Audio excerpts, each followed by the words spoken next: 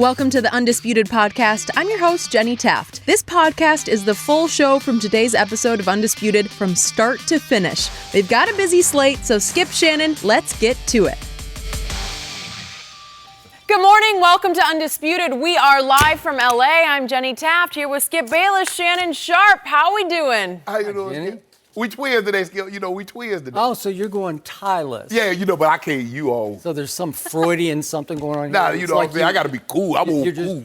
You're hoping for a tie today? Cool. I'm trying to be all cool, Skip. Why are we opening the button all the way up, little taco meat show right quick, Jenny. Are we sure? Yeah. It's a family How you show. doing, Skip? 6:30. I don't need to do that. No, you're good? I'm good. Okay, all right. How you doing today, Skip? You good? You look. I like the get up, the ensemble. The gray, the blue, the gray. He's trying and it's not working. So I'm going to help you out here, Shannon. On today's show, we have plenty to get to. Is Conor McGregor really done fighting? And will Zion Williamson be a star right away in the NBA? But we're going to start with Sean Payton because he is still really mad after this missed call affected the end of the NFC Championship game. Many thought an overhaul to the replay system was coming, but at the league meetings this week, 2 instant replay changes were proposed, and neither would address this missed call. Both proposals would only allow for reviews of plays where a flag was thrown. Payton said, if the league doesn't make a change, then, quote, ownership is saying they're comfortable with what happened a year ago. He added, quote, there are those in television that think the drama is perfect. Yep. That's hard to take. Yep. So, Skip, we start with you here. Do you like the comments from Coach Payton? I still get angry when I talk about this. So I'm going to try to calm down a little bit. Okay.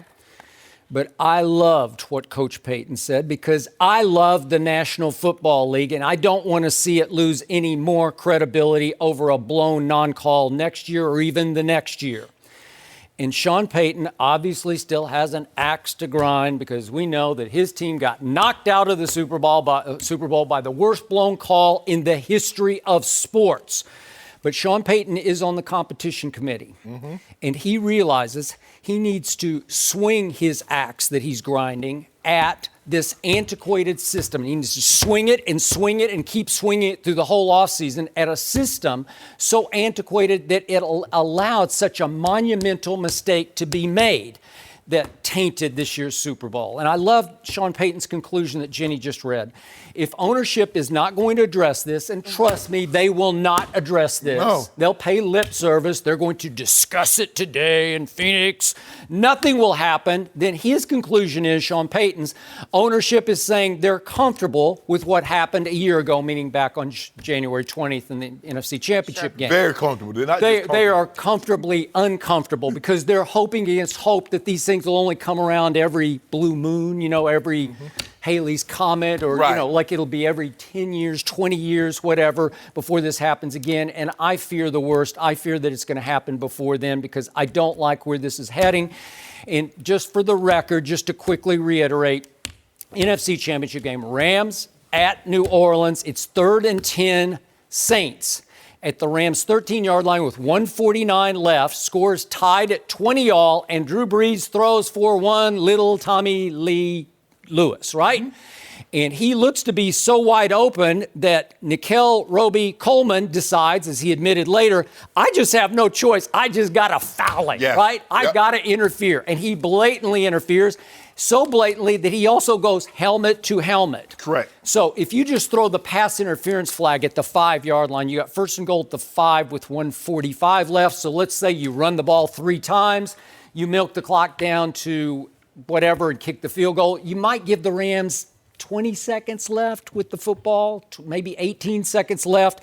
I don't think the Rams are going to win that game. By the way, you could just score a touchdown there, and then you'd have a much better chance of getting to the Super Bowl. And I think most of the known world decided that last year's Super Bowl was marred, that it was tainted, that the wrong team went.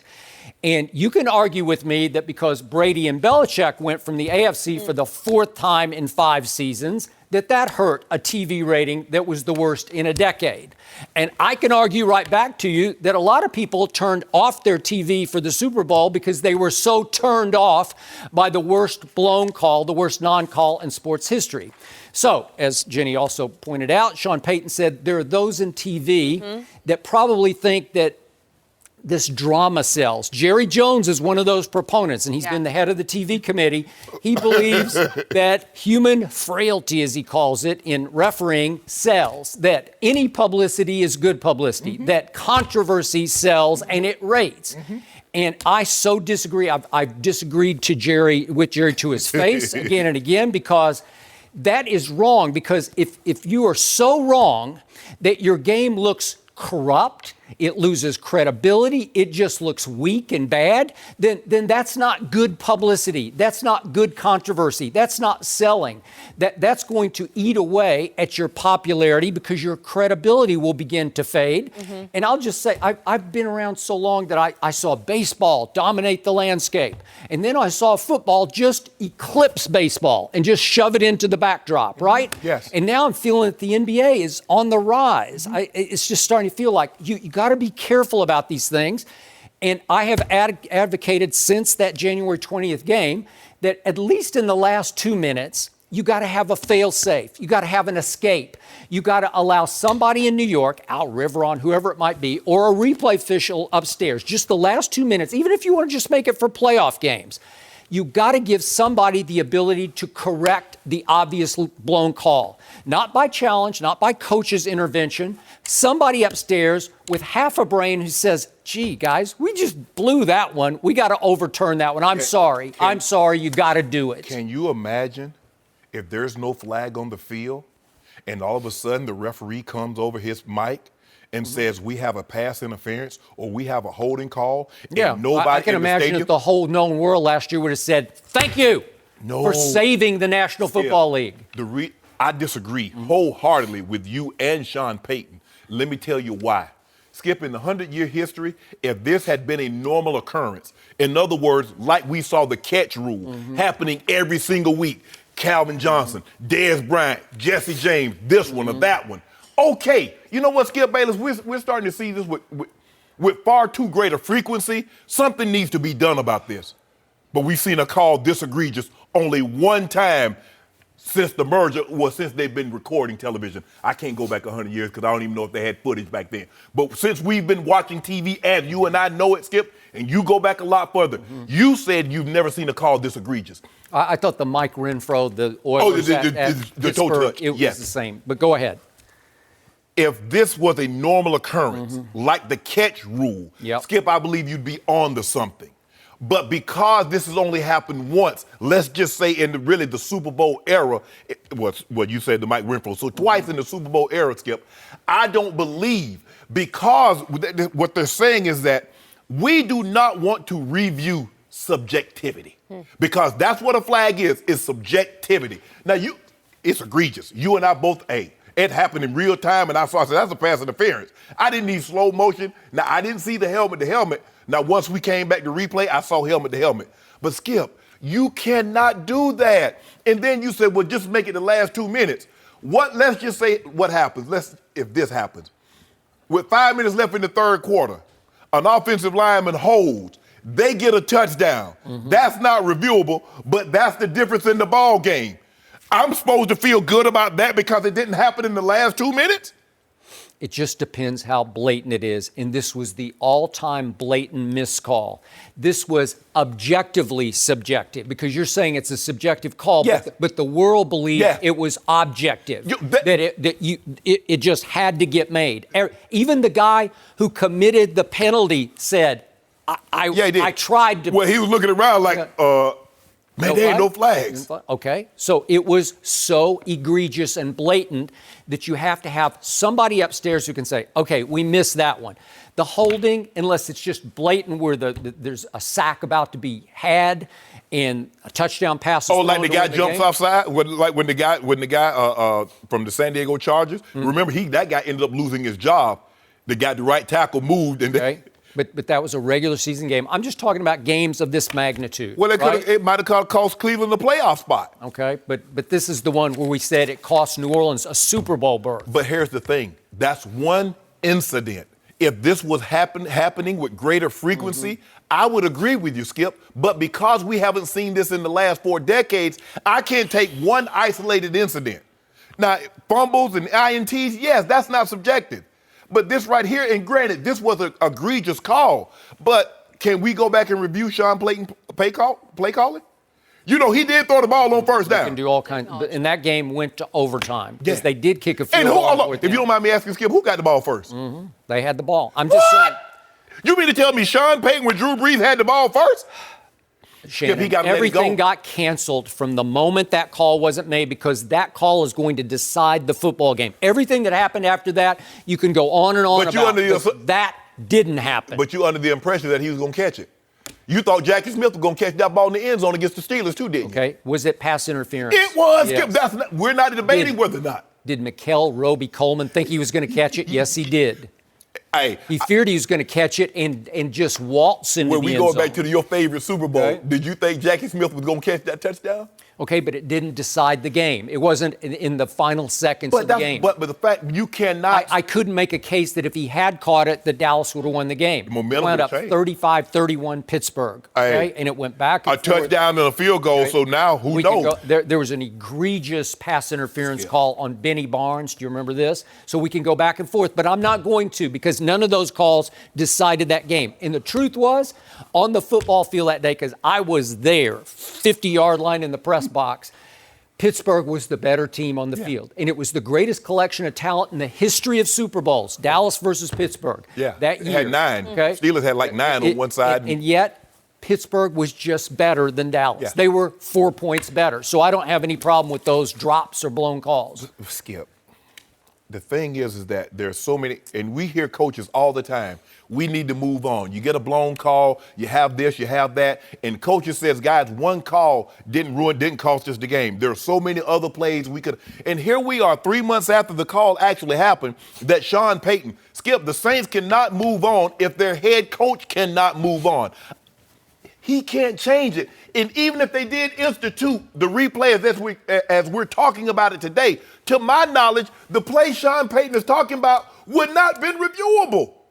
So what is he still talking about? So nothing's going to change. No. That's what he's talking about. Yes. They apparently are comfortable with what happened. And they are comfortably uncomfortable with it. They would be uncomfortable with it had we saw this happen in week 10. We saw it again in week 13. We saw it in the first round of the playoffs. We saw it in the NFC Championship game. But because we've only seen it once in the past 4 decades, they're not going to just make wholesale changes, nor should they.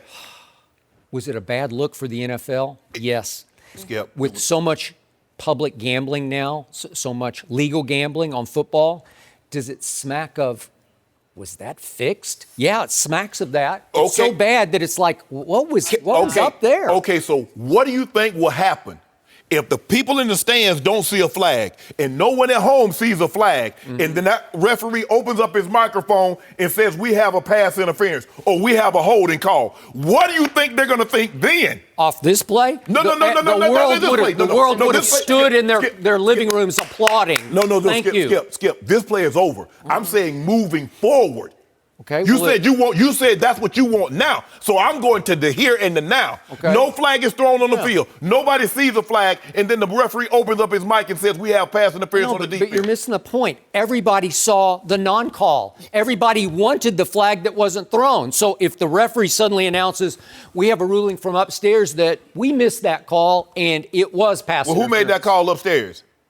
You mean which guy? Because it could come from New York. It could be Al Riveron. It could be Goodell. I don't care. It could be anybody. Rest his soul. What did Al Davis tell you about that call in Foxborough? Who did it come from?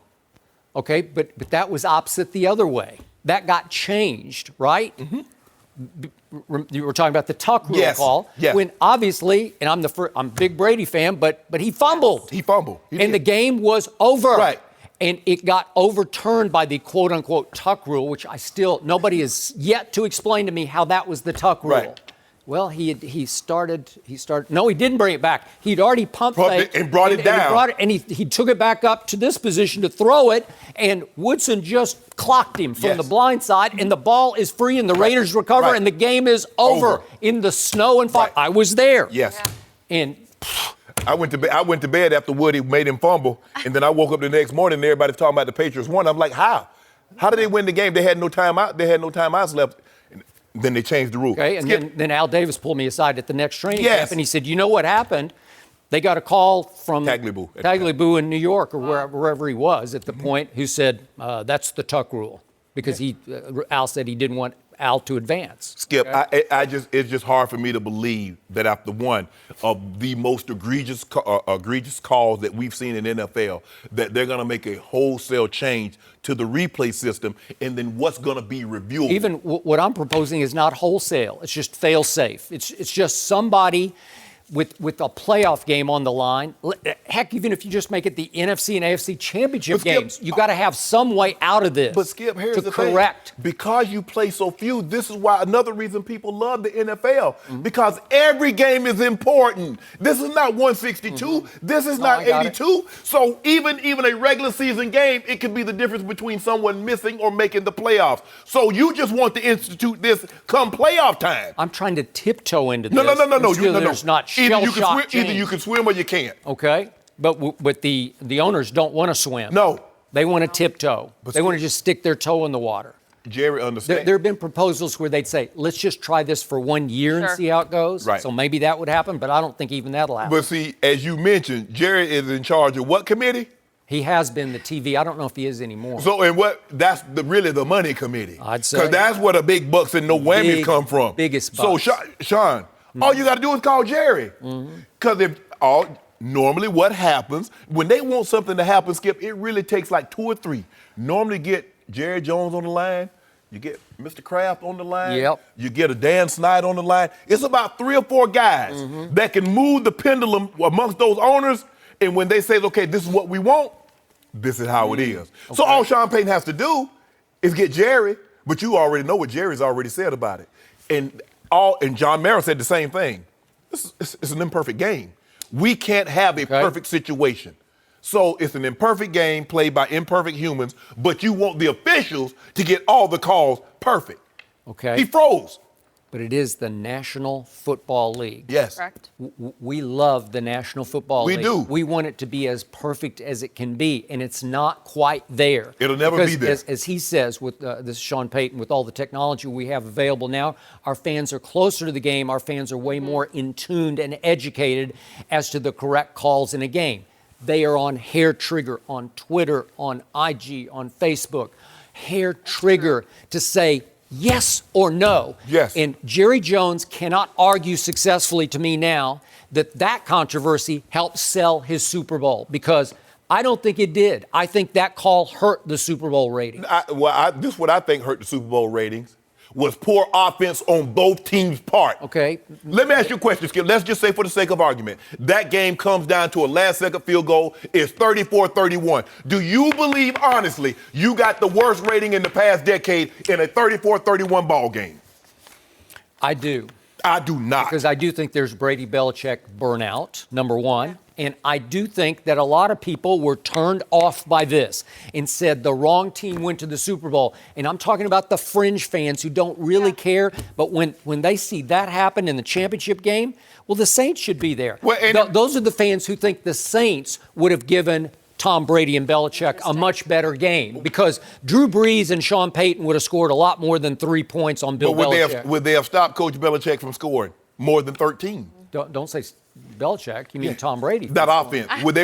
Don't give it to Belichick. He has nothing to do with that. Would they have stopped the Patriots from scoring more than 13? Probably not. You would have gotten your higher scoring game. So again, it's Drew Brees. It's not Sean McVay with his puppet on the field. And one of the highest rated games, 2 of the 5 highest rated games was what? The Sunday night game, New England, Kansas City. What was the score of that game, Skip? The Monday night game, Kansas City and the Rams. What was the score of that game? If I'm watching a game, just pick any Cowboy game. And man, nobody talking about the Cowboys. Ain't nobody talking about no Cowboys. It didn't even matter what the score was. I'm not sure. You can't even remember the score of the Cowboy games, and they're all at the top. See what I'm 1, saying? 2, 3, 4, 5. Well, I'm just giving you facts. This is why we can't have nice things. Because every time we start to have nice things, Skip, this is not a nice thing. No, we can't have nice things because you weren't having a nice thing to start with. Yes, we were. And then you ruined it with the Cowboys. This is not about the Cowboys. This is about this. And Sean Payton needs to move on, Skip. Yeah. You got to give him 1 point where he said, we put so much effort as coaches and players into this, 18 and 20 hours a day, that you have to have full-time refs, because I loved what he said. There's too much at stake. She wrote, for someone who's a teacher at school, who's a florist or an attorney. A florist? You don't want a florist. I mean, he don't went too. I mean, I mean, he don't go too far. Now I don't think there's any florist. A florist? I don't think so. But they don't have full-time refs. Why, Mr. Sharpe? Profitability. I ain't gonna pay you. They don't want to pay them. Exactly. Right. Why am I gonna pay you full time when you only working a 20-week work week, a work year? So I'm not paying you that. Live with it, right? No, I don't like that. Because look, and here's the thing. You know, baseball, you got to have. They can't have any other job. You got 162 games. And you're playing almost 9 months out of the year. Basketball, you're playing 7 months. But the NFL is like, hold on. If we just pay them for the time that they work. More money in our pockets. Skip, you know the old expression, penny wise, pound foolish? Yes. Remember that? Oh. Yes. This is penny wise. That's what it is. And it's foolish. I agree with Sean Payton. They should have full-time officials. But I wholeheartedly agree with him and you that you want these subjective calls reviewed. You got to stop this. You got to have some way to fix this. And you don't want it Tell Sean Payton not to throw the ball. How about that? You know what, Sean Payton, you're right. The fans now, they're really smart. So they understand that you should have been running the ball instead of throwing it on first down. Do you like what happened? You seem like you like it. Like you think it's just part of the fabric of the National Football League. This happens. I don't want to hear this happens. It shouldn't ever happen. No. Happens? Nah. Happened, ED. It happened. Isolated. Not a normal occurrence. Why should it ever happen? Because we're human. Yes. But we can fix being human. Humans can fix human frailty. Like your first paper you wrote for the newspaper had all them grammatical and run-ons. No. I didn't say a word. I read it anyway. Because I said this one-time thing. I did not. I don't think so. I made all A's at Vanderbilt. No, you didn't. I didn't. I didn't even need a proofreader. Don't do that. See, there you go. I didn't need an editor. There you go. That's what they always said about me. Who said that? No, ain't nobody say that. You said that. Derogatorily. They said, he doesn't want to get edited. Exactly. I was going to say, I thought you said someone actually in actuality said that. You probably said that, and your coach got fired at Vanderbilt too. Yeah, he did. 0-18 in the We're going to have the fourth pick in the draft, Darius Garland. So no, y'all not having no fourth pick. That's why my coach got fired. Fourth pick, and go look at it. Go look it up. Shannon. Just a reminder. He got hurt in Game 5. That's why the coach got fired. Replay on subjective calls. I don't think this is the last we'll be talking about this. Sean Payton, he wants to keep talking about it. He'll be sharing his thoughts. So then we've got Conor McGregor. Yes, we do. Is he really done in the octagon? We'll discuss that next. No mercy. Hey guys, Jenny Taft here. If you're looking to add some excitement to the tournament games, make BetDSI your tournament betting partners. BetDSI has been paying winners for 20 years and is top rated on betting review sites. BetDSI has a very user-friendly interface, mobile site, and has the fastest payouts in the industry. Simply play, win, get paid. BetDSI offers betting options for everything. Bet on March Madness, NBA, NHL, and all other major sports, politics, reality TV, virtually everything. Try live betting at BetDSI, where you can bet on games from start to finish, every play and every minute until the end. New members get 100% bonus match using promo code UNDISPUTED. Once again, go to betdsi.com and use promo code UNDISPUTED and get this limited time 100% bonus offer to make some extra cash betting the madness this March. And get one free $1 million contest entry just for signing up with promo code UNDISPUTED. It's only a game until you bet it at BetDSI. No mercy. The Blazers won last night, but lost an all-star to a gruesome injury in the process. Jusuf Nurkic went for his 17th rebound late in the second overtime and landed on his left leg, fracturing 2 bones. They stopped play immediately, and he was stretchered off the court. Damian Lillard said it reminded him of Paul George's broken leg back in 2014. Nurkic is now out for the rest of the season. And Skip, what was your reaction to this? You know, sometimes things happen that you just can't explain. Yep. There are tragedies that happen out in real life that are just unspeakable, that we don't talk about because we're a sports show. Mm-hmm. So this was just a basketball tragedy, but it was a tragedy nonetheless in that context. And as you know, you played a very violent game called football, but basketball injuries, it's supposed to be a non-contact game, they're so freakish and ultimately so inexplicable. So here's Jusuf Nurkic having arguably the greatest game of his career. 32 points, 16 rebounds, 5 assists, and 4 blocks. That'll work. Yes. He is playing for the surprise team of the Western Conference, to me, the biggest surprise, against the biggest surprise from the Eastern Conference, Brooklyn. Yep. They are in a second overtime in Portland. And he goes up for another, he already had 16. He goes up for a routine rebound, and he comes down on somebody's foot, and his ankle turns, but worse, everything breaks in his lower leg. Yep. His tibia breaks. His fibula breaks. Compound fractures, bones sticking through skin, both bones sticking through skin. Teammates and opponents are running away from it in horror because you just don't see that every day. Right. So we saw it with Paul George playing for Team USA in a scrimmage in Las Vegas. And obviously we saw it with Gordon Hayward on opening night. Yep, last year.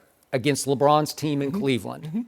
How do you explain it? I can't. We saw Kyrie fracture his kneecap in overtime of Game 1 of the NBA Finals and completely changed that series. So, obviously, I feel sorriest for Nurkic. But I got to say this. I also feel sorry for Damian Lillard because before your very eyes this year, he's grown up to me. Every time he speaks after a game, I'm on the edge of my seat. He's profound. He's insightful. He's so mature in his vision. And he just said a couple of weeks ago, he pledged allegiance to Portland. Yes. Remember this? Yes. He's the one superstar in the NBA who said, you know what? I don't want to go unite with other superstars. I just want to stay home. I want to try to win I want to here. do it here. So he had this team at 46-27. That's pretty good. They're just one game out of the 3rd seed behind Houston. They'd won 4 straight. They'd won 7 of 10. They were quietly, after the additions of Enes Kanter and Rodney Hood around the trade deadline, they were quietly becoming some like off-the-radar threat in the West. Right. I like this team, but I liked it a lot more when it had C.J. McConnell, who just hurt his knee. I'm sorry, McCollum, who hurt his knee. And when he hurt his knee, I was watching the game live, I thought he was done, and they say it's just a sprain, but he's been gone now for 4 games. And so this leaves Damian Lillard where?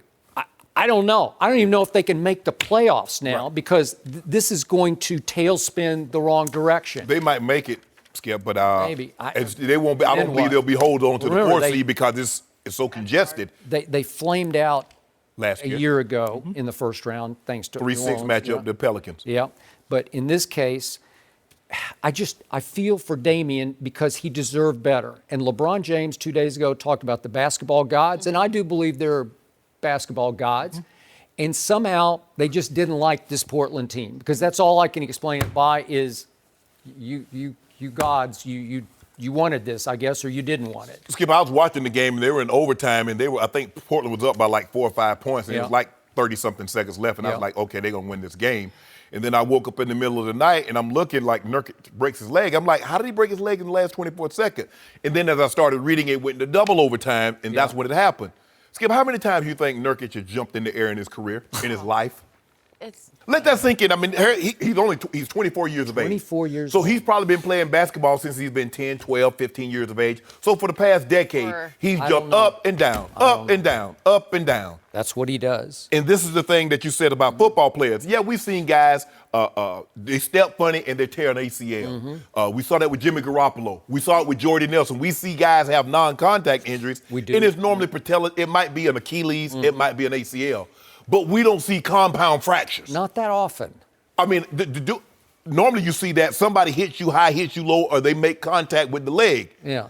Nobody, I mean, he just stepped on someone's ankle. We've seen guys, okay, maybe roll your ankle. We've seen LeBron step on someone's ankle, tie his shoe up, and he's back at it. I don't know how he does it. We see Lonzo Ball steps on someone's ankle, and he's gone for the rest of the year. But he didn't fracture it, Right. to my knowledge. But this, and it's just so freaky. But for me, I didn't think they were going to be a serious contender in the West. I think there's there's 1.5 teams that can challenge Golden State. I think it's the Rockets, and I think it's Denver.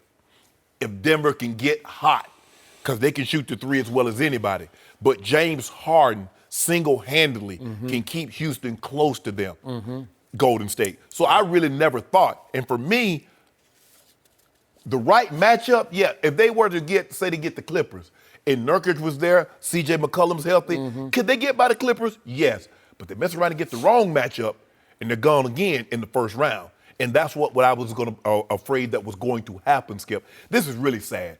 And to think, the guy's 24 years old, and a lot of people don't know this, Skip, the Denver Nuggets had both of him and Jokic. They did. And they said, we got to trade them because they both do the same thing. And one guy is 20-10 and 6 or 7, and the other guy is 15-10 and 5.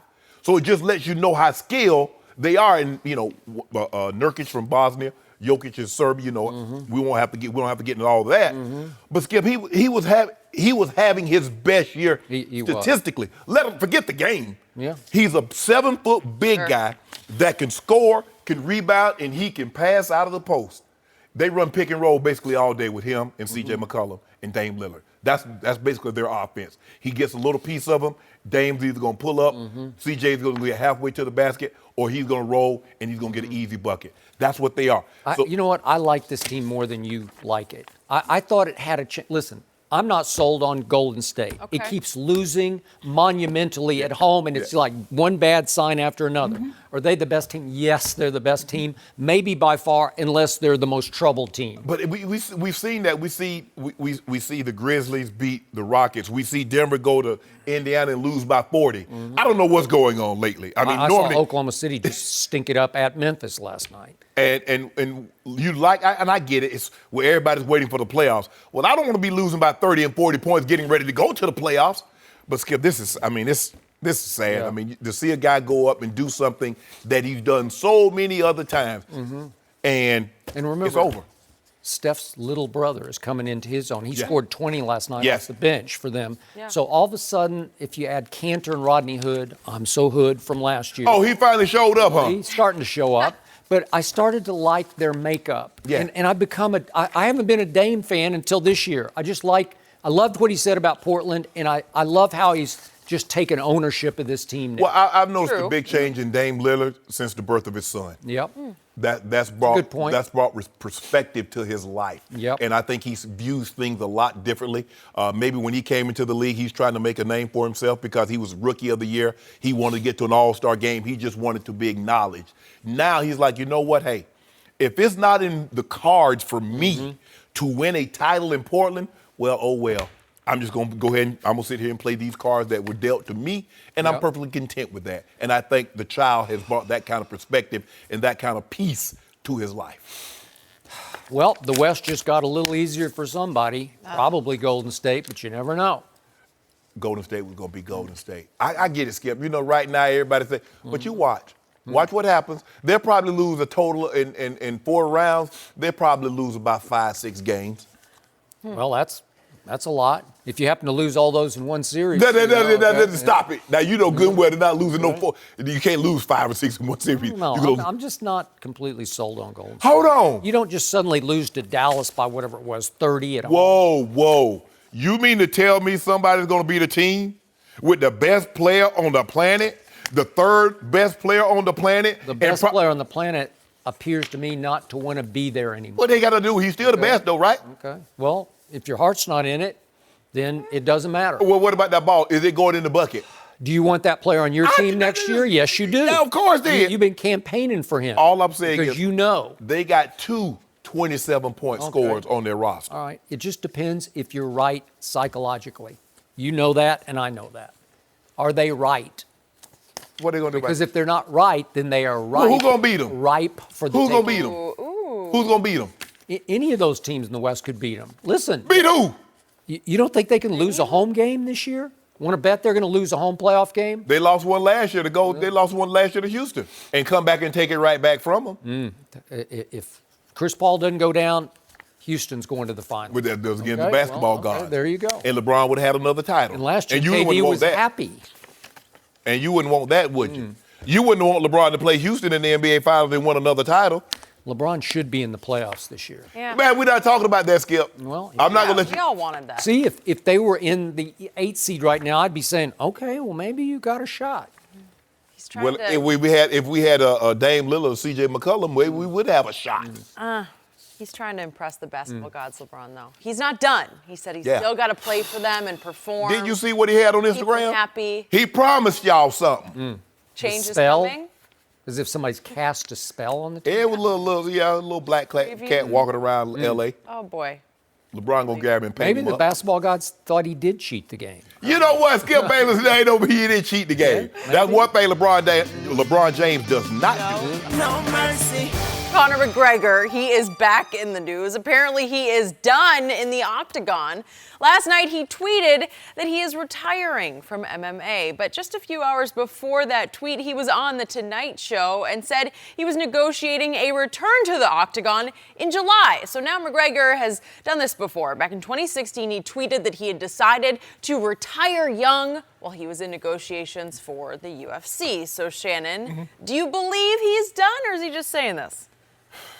I go back and forth, Skip. I don't know really what. I thought he had signed a 6-fight deal, and it was for big. And Dana White said it was for big money. Conor seemed to be happy, but something happened before he signed that deal.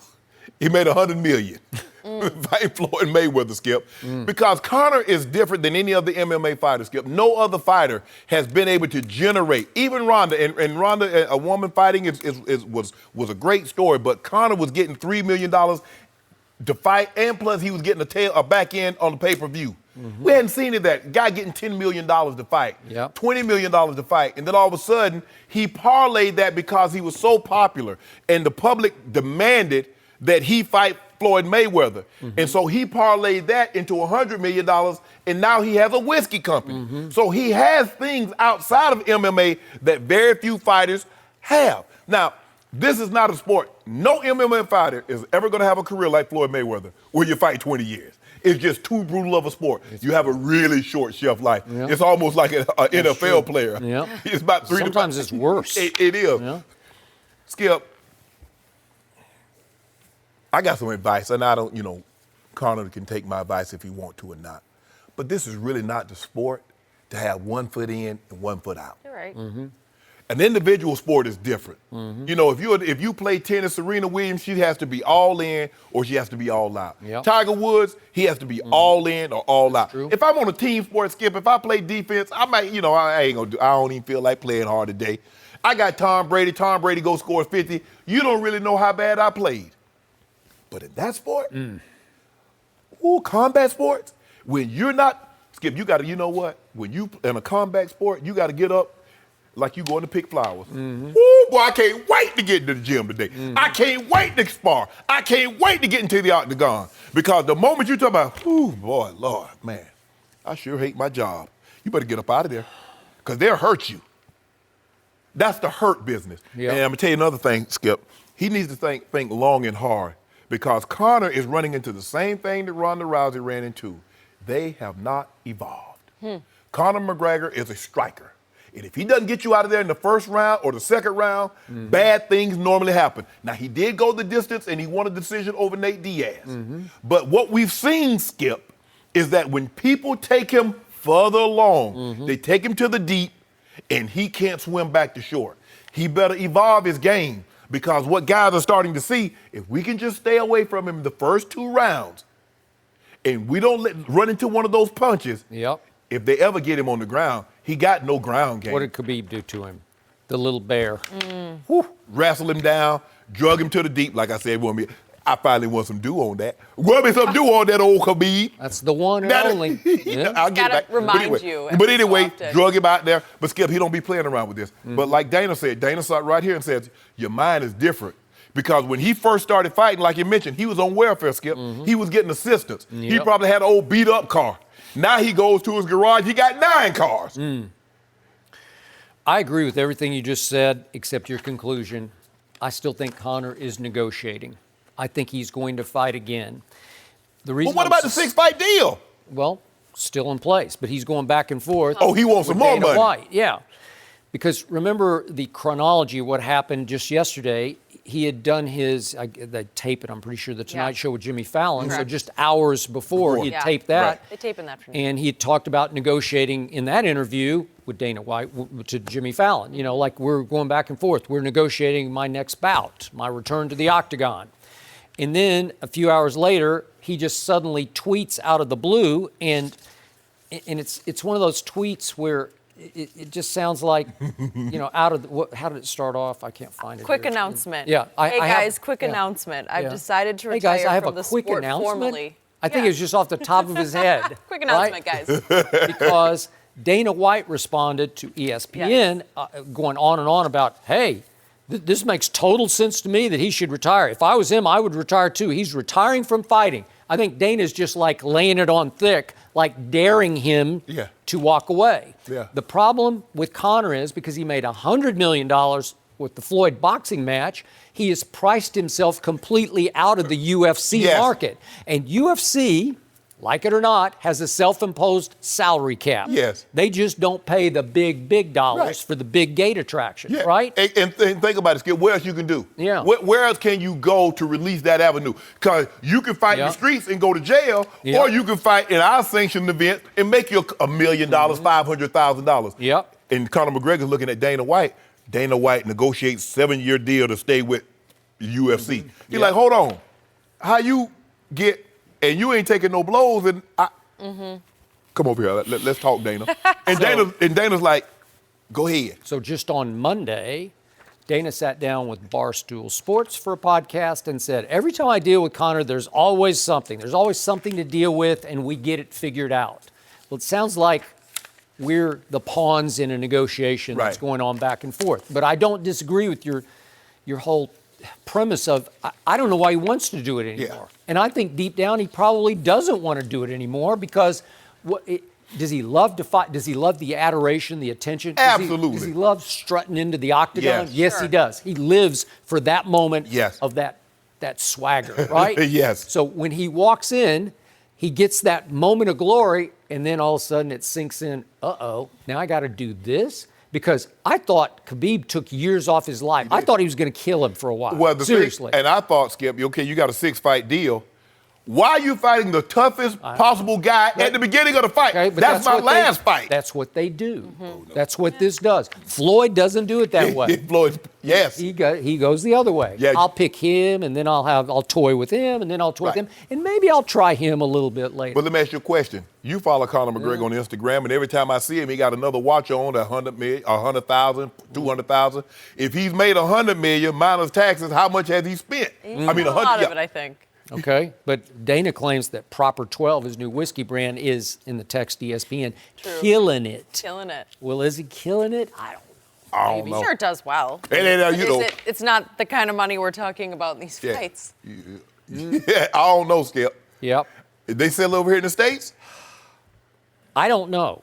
I don't drink whiskey, so I don't have any I'm out idea. going to, you know. You know that stuff. I'm going in there and see what they got. It's kind got. of out of your price range. Nah, you know, I get a little Jack, you know. Right? Get some Jack, you know, drink a little Jack, Jack? Okay, let us know. What about Report that back. henny hen? That ain't no Jack. That ain't whiskey. Stuff. That's that yak. Yeah. That what we be. That whiskey put hair on your chest, Skip. Really? Woo! But that henny hen's just like quick fix. Right? Yeah, you know, a little something. You know, just mellow you out. You know, Jenny, sometimes you sitting by yourself, you chilling. You know, you just Grab me a little thing. Just hanging out. I got me a thing to make these special ice cubes like you see in these fancy restaurants. Yeah. Oh. Put like 2 of them things in there and put me and the dog, we sit there, I be talking to them. They like, Dad, you got to go to work tomorrow. I'm like, yeah, man. I say, Skip counting on me to give him that business, give him that work. They say, for real, Dad? No. I say, yeah, man, but I'll be back around 9:30 to take y'all out and you go for a ride in the car. They're like, all right. Life is good. You are a great sparring partner. I give you that. Oh, no. But you know who Ali's sparring partner was, Skip? Larry Holmes. It wasn't. And that's what it started out. He used to beat me down, and I'd be happy, Jenny. Are you gonna call this fight? Cause you remember Larry Holmes fought, and he kept looking. Will y'all please stop? I don't want to do this anymore. I was there. I was at ringside. But it was the saddest thing. But you know what? You know what? Ali let himself go. Have I let myself go? No. No. That's what makes me feel even better, because you still in prime shape and taking this beating. Because I give you credit, Skip. You tougher than I ever thought. You tougher than wet leather. Yeah, I thought you'd have done broke apart. But you keep coming back, so I give you credit here. Let me get some. You keep coming back, taking it. They keep coming. Yeah. They keep me on my Jenny, toes. we have some serious self-delusion going on every across the table, but single it's okay. day. I enjoy Keep it. the spirits it's a show. up. You guys, you've got this figured out. Okay, will Zion Williamson be a star right away in the NBA? Where will these two go next? We'll tell you. No mercy. Zion Williamson has dominated college basketball all season, and everybody's got an opinion on the kid. Over the weekend, Paul Pierce tweeted that Zion is already a top 50 player in the world. Zion has been the consensus #1 pick in the upcoming draft, and he'll next be on the court Friday in the Sweet 16. So, Shannon, do you agree that Zion is a top 50 player right now? No, I do not. That's too much. He's a great college player. But the NBA is the next step up.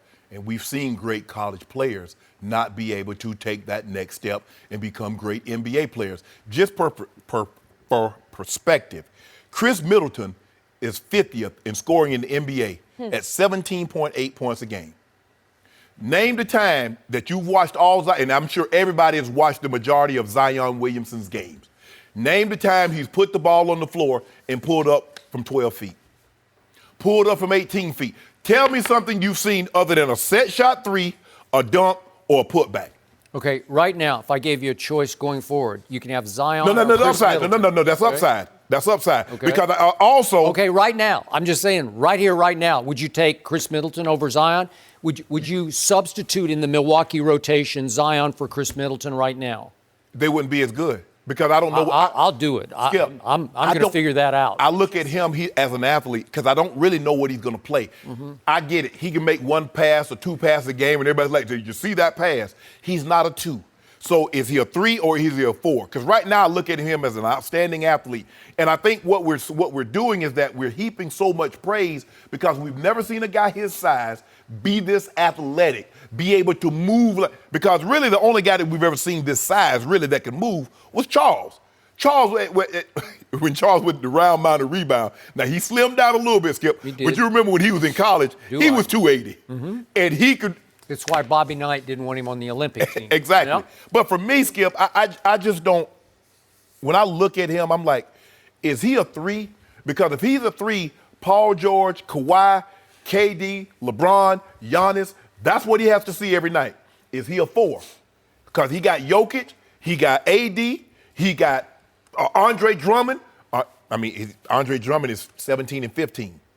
Skip, it's just hard for me to believe that a guy that's only playing against college players can somehow say, okay, well, he's a top 50 player in the world. I just don't see it. Now, I'm not saying what he couldn't be.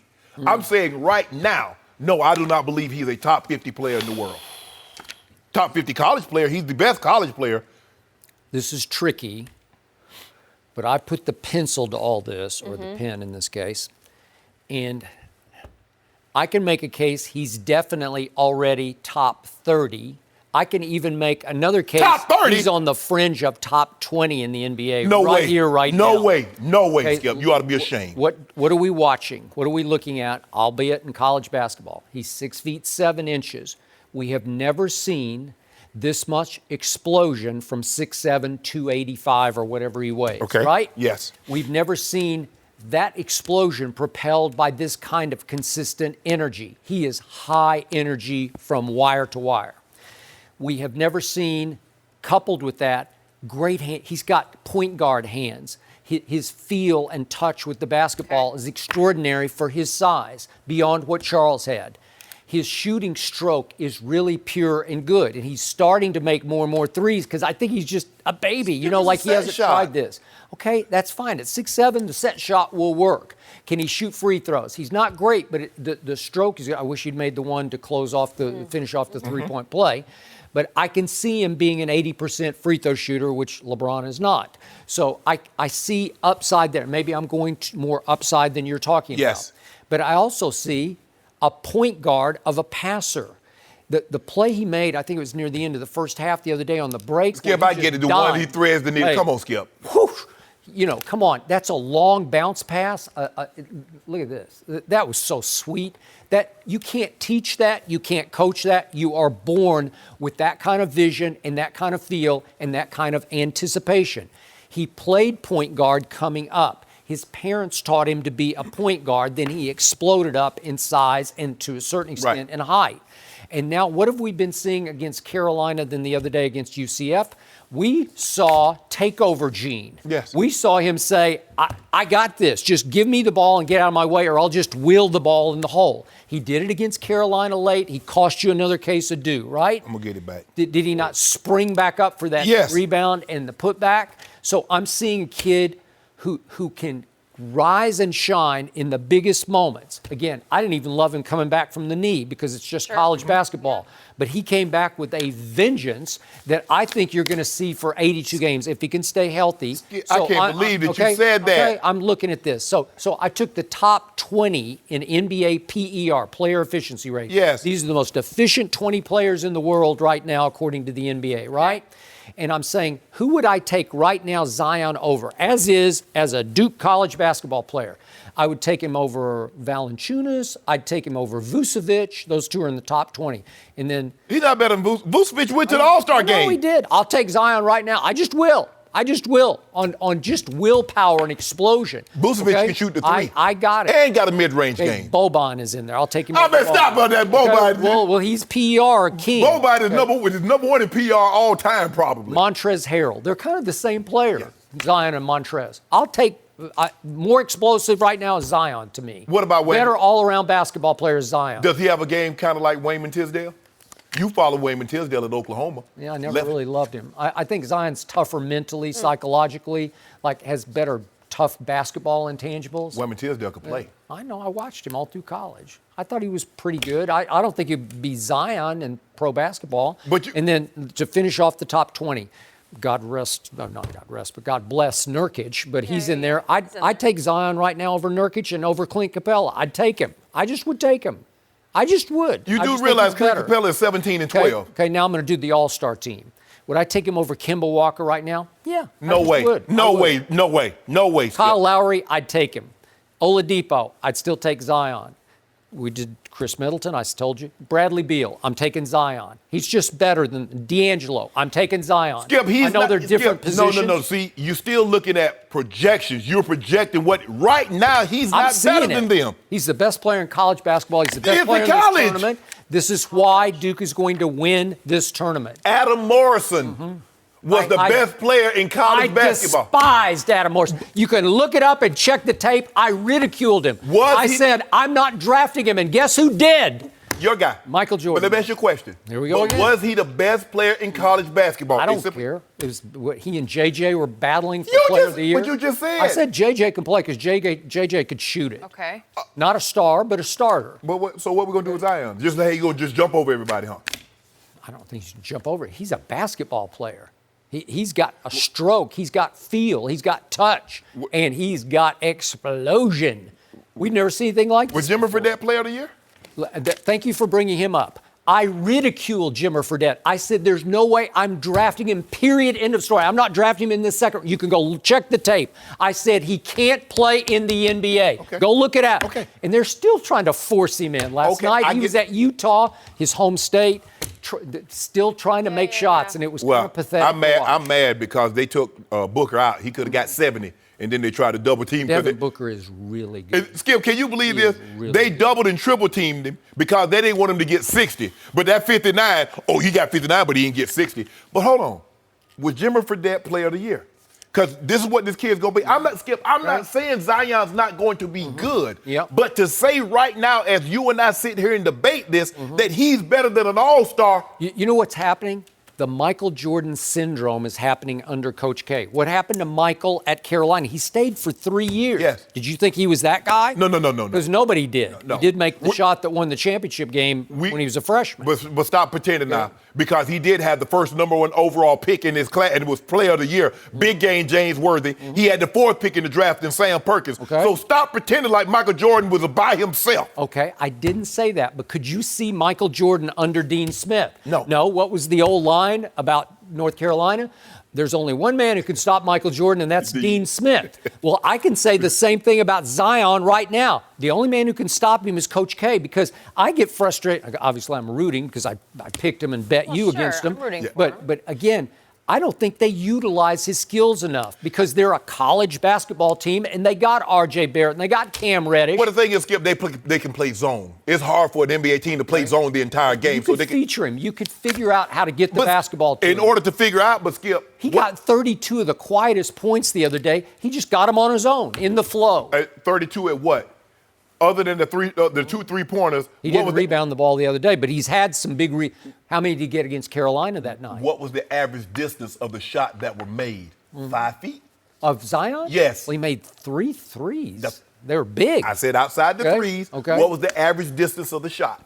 Do I see the stroke? Do I think he could do it if you ask him to do it? If they ran plays for him? If they picked for him? Yeah, I think he could make in other those words, shots. Zion better than Andre Drummond right now. He's better than Andre Drummond. No, I didn't say him. Because he's really good, Andre Drummond.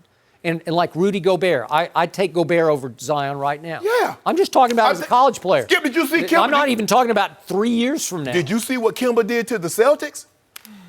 What's left of the Celtics? Well, we don't talk about disarray. No, Skip, the plane ride. You remember the plane ride cured him. You remember the plane long ride? road trip? You remember the plane ride out to Golden State? Yeah, those 6-hour flights. Okay, I'll take Settle it. Zion over Kimba right now. No, wait, Skip, stop playing now. I'm Stop not it. playing. I'm just start playing. You know I'd what? start playing Zion Jenny, when I was right growing now. up, my grandma said, this is why we can't have nice things. Because, I was standing on the couch, and I'm saying to myself, the reason why we can't have nice things, because we ain't got money to buy nice things. Okay, But we can't have nice things because you keep saying this kind of foolishness. That man is not better than Kimba right If now. I take it right now. Zion at age, what is he, 18 still? Probably 18, 19, yeah. I don't know if he's turned 19, but let's say he's 18. Yeah. If I took Zion at 18 and I put him in the starting lineup of the Charlotte, what are they now? The Hornets. Yeah. I always forget.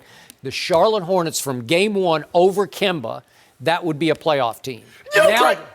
Okay. Okay, he turns 19 in July, Okay, so 19 he is July. close. So if he'd been at 18 at the start of this NBA season, that team would be in the playoffs because he would be dominating and devastating. The only thing that'd be off in the playoffs is an attendance because he's close by Spartanburg, South Carolina, which is not very far car ride to Charlotte, North Carolina. Skip, stop playing.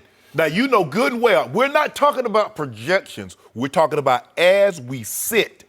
What do you see? What do your eyes tell you? I don't see a player better than Kemba Walker. That's what I see. I Little don't see a- Kimba? He's like 5'11". Yeah, Really? Again, Okay. that work. Yeah, he- Hold on, wait a minute. Now you got a problem with size. What about 5'3" Kyler Murray? I may be jinxing my team tonight because What? my Did team you has to say play 5'3"? Kimba tonight. Yeah, what about Kimba? 5'? I take it all back. No, you're I don't want to okay. jinx my Spurs tonight because Please- they got to play at please Kimba. don't take it back. Take it out. You ain't got to don't worry about it. James Harden got something for your Spurs again, I think.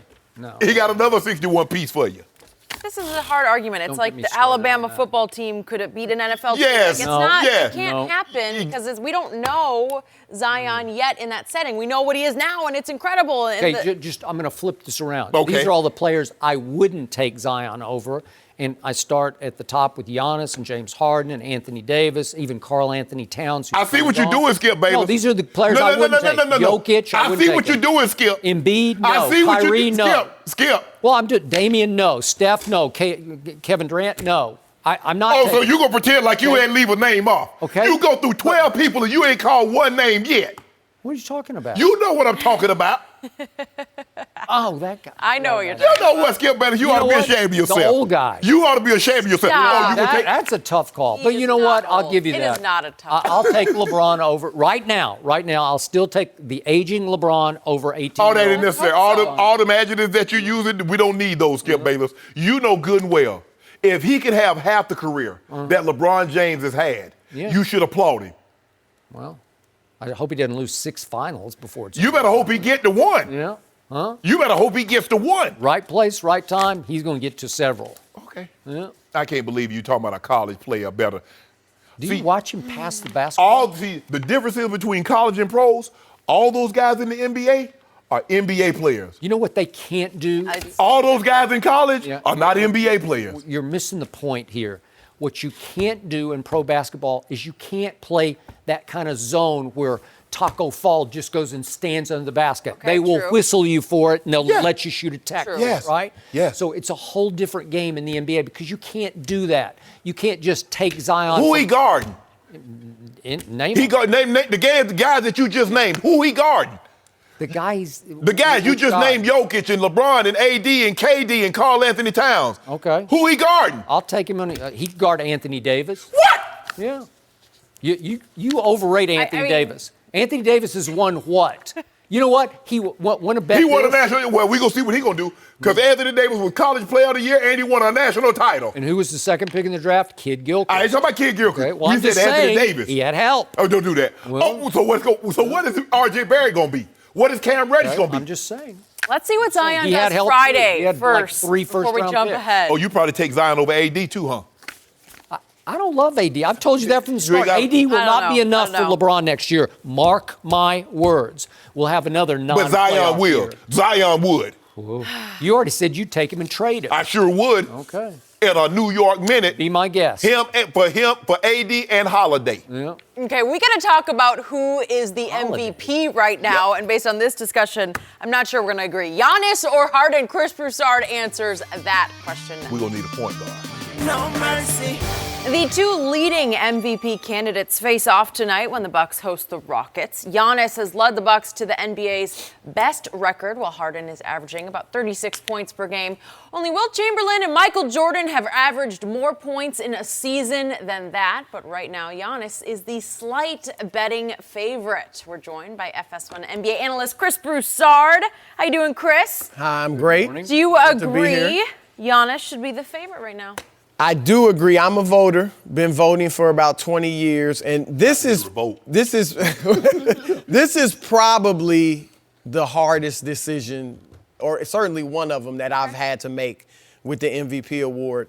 I tend to have 4 criteria: individual numbers, your team success, so wins, supporting cast, what kind of help you have, and then the historical significance. Like, for instance, when Nash. He was in the running for 3 straight, right? He won 2 straight. And I remember his agent called me trying to get me to vote for him for Thursday. I said, you know what? He's right there, but I can't put him there with Larry Bird and Magic. It was only a couple straight. that have won 3 straight. I don't know if Wilt or Bill Russell was the other one. But I was like, I can't, the historical significance, and it was close enough where I didn't have to vote for him. So I take that in consideration. When I look at individual numbers, now obviously we got Harden's offensive numbers, but we got Giannis's too. Giannis, 27 points, 12 and a half rebounds, almost 13, 6 assists. The only other player ever to do that was Oscar Robertson 61, once. 62. The time he averaged a triple-double. That's it. So his numbers, while he's not averaging 36 points like Harden, his numbers are arguably just as significant historically. And then when I take into account the defense, Giannis is second in the league in defensive rating, first in the league in defensive win shares. Harden 68th in defensive rating, which I actually was surprised it was that high. I thought he'd be higher than that. Really? I think he's made an effort. Yeah, he's gotten better, but he's still not much of a defender. And then 145th in win shares. So when I factor in the defense, I give Giannis the individual numbers. Then the team success, obviously, you got to go with Milwaukee, best record in the league, only team in the league that's top 5 in offense and defensive rating, best road record in the league, best point differential. I mean, everything. And they had a huge jump. They went from the 16th best record last year with essentially the same players to the first best record in the league. So I got Giannis on that one. Supporting cast, obviously you can argue Chris Paul missed 20 games, Clint Capella missed 15, Eric Gordon missed 10. In and out the lineup still. But those three, I mean, Giannis has Chris Middleton, who was an all-star, but he's not a perennial all-star. I don't think of him as, he's not a star. So I think that's kind of a wash, because CP, when he's there, he's CP. Clint Capella was playing at an all-star level. And then historical significance, Harden, I'll give him that one because of the 650 games of 57 or more. Mm-hmm. What he's done, those moments have been incredible. But here's the final straw for me, at least right now. I reserve my right to change my mind, but right now I'm going with Giannis. Okay. Houston, people are giving Harden points for, he saved the Rockets. That's going to be your argument, I know. They were falling apart. They were 4-7, then 11-14, then 13-14 when he took off with the 30-point streak. Is it Giannis? Should we punish Giannis because he never let his team fall into a hole? It's the MVP for the entire regular season. Giannis and the Bucks have been great the entire 5-6 months. Houston was bad for 2 months. Harden was playing all those games. Harden was there. Chris Paul was there. Clint Capella was there. Chris Paul got hurt before the All-Star game. Yeah, but that's what I'm saying. But 13-14 is way before the All-Star game. Chris Paul was there when they were struggling for the first few months of the season. Why were they struggling for 2 months? I'm not going to reward him because you have carried your team for 3 of the 5 months when Giannis has carried his for 5 of the 5 months. Well, you'd make I like that argument. Convinced you. No, you didn't. No. Because as soon as Harden dropped that 61 on San Antonio, I started tweeting. And we started texting back and forth. I got James Harden. Because let's just go back to historic streaks, Wilt notwithstanding. When Michael Jordan averaged 37 in the season, he averaged 5.2 rebounds, 4.6 assists. 4 assists better. That's what Harden is. He's 2 rebounds clear. Same with Kobe, 35, 5, and 4. He's clear. What he's doing, now, if Middleton had missed 20 games and Brogdon had missed 17 games and the next bet, Brook Lopez had missed another 12 games, okay, and the Giannis got these same numbers, and they still number one. Brogdon's going to miss that many games by the end of the year. Yeah. No, I need that early. Because Chris Paul here now. Chris Paul ain't hurt now. Capella's not hurt now. I need him to miss those things early. Early in the year. You know what I'm talking about? When you try to build that thing, get that thing together, you ain't going to get no coach. Budenholzer probably going to be coach of the year, but we ain't going to talk about that just yet. I don't know about that, but go ahead. He's going to be in the running. He's going to be close, Skip. Because you saw what they were last year. Now they got the best rookie. Right. James Harden. And it's not like he's scoring these points and they winning by 25. They winning by 1. They winning by 3. The dude got 6 games of 57 or more points. Durant got no such games. Steph got no such games. Shaq got 1. Bird got 1. Do you realize what we're actually watching when he does this? He has to do this. If James Harden doesn't score these 30 points a night, they losing. You know that, Chris. I'm watching the game. I'm like, and how he does, I still don't know how. I'm looking up, I'm like, okay, James, he got it going. And you look up and he got 38. He got 45. I'm like, how? How is he doing this? Skip, what he's doing, and I get it, Giannis, the 27, 12, and 6 is unbelievable. There's no question about that, and that's not to diminish what he's doing. But when you talk about, and it's 8, Michael Jordan had the biggest discrepancy as far as points to the next closest at 8.1. Right now, James Harden is 8.2 over Paul George. Skip, for me, and I wasn't the biggest James Harden fan, but Beard in his bag right now. It's hard for me to believe that someone else, after this season, that someone else could be the MVP from what I've seen.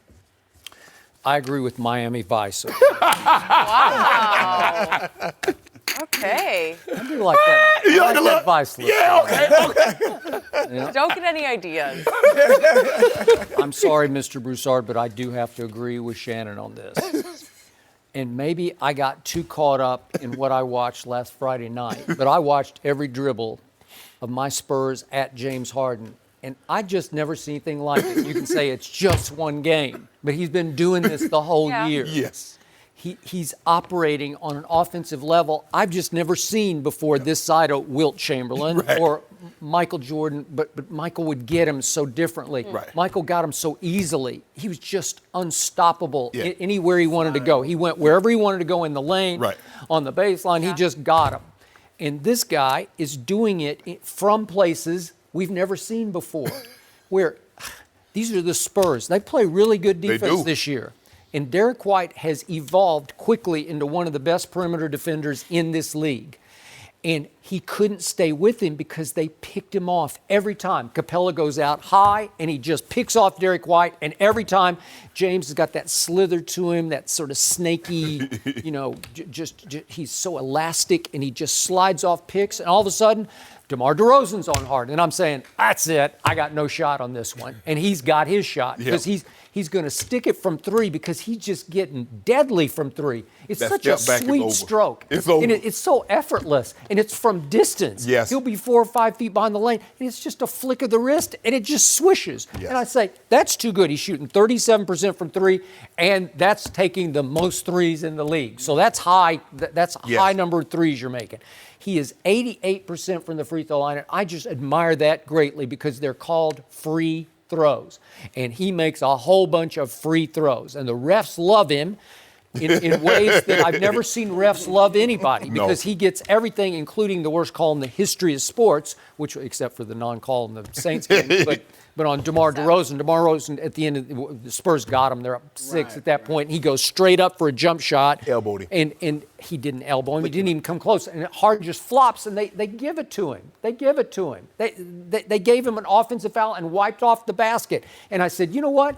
That's the MVP because the refs have just bought completely into James Harden at this point. He gets every call because they think he's earned every call. And the display of getting to the basket, I've just never seen such slither to the basket, where it's just, he looks like he's in slow motion, like effortless, snaking through the lane. All of a sudden, he's up and he's free at the rim. And he doesn't dunk it, he just lays it in. And now he got that floater. Now he got the floater. It's over. Yes. And now the floater has increased almost to the free throw line, where if he just gets a step at the free throw line, he just launches it, and it swishes. He is a wizard with the basketball in his hand. So I got Giannis. And if you want new versus same old, you got to go Giannis. Yeah. He's the new flavor, right? I got that. I agree with everything you said. Like I said, my vote will be due in April, so I'm not, I'm reserving right. And if Harden wins it, I'm not going to be You're not going to protest. No, because it could be either or. But when I look at, Harden has the spectacular moments. Yeah. That's what he's got. Yeah. The 60-point games, the 57-point games, the streak. But when you look at the steadiness of it, I think Giannis, he doesn't have those moments. It's as simple as that. We talked about that with the Heisman Trophy. Who has those moments?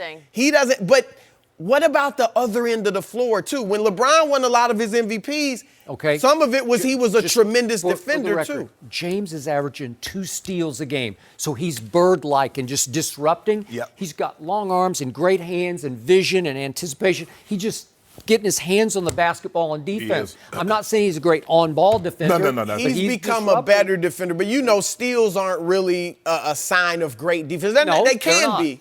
But I'll take that over no defense. Yeah, no, it's not like a few years ago. Anymore. It's not, exactly. But Giannis is arguably the best. He could be Defensive Player of the Year. They got the best defense in the league. He's the anchor.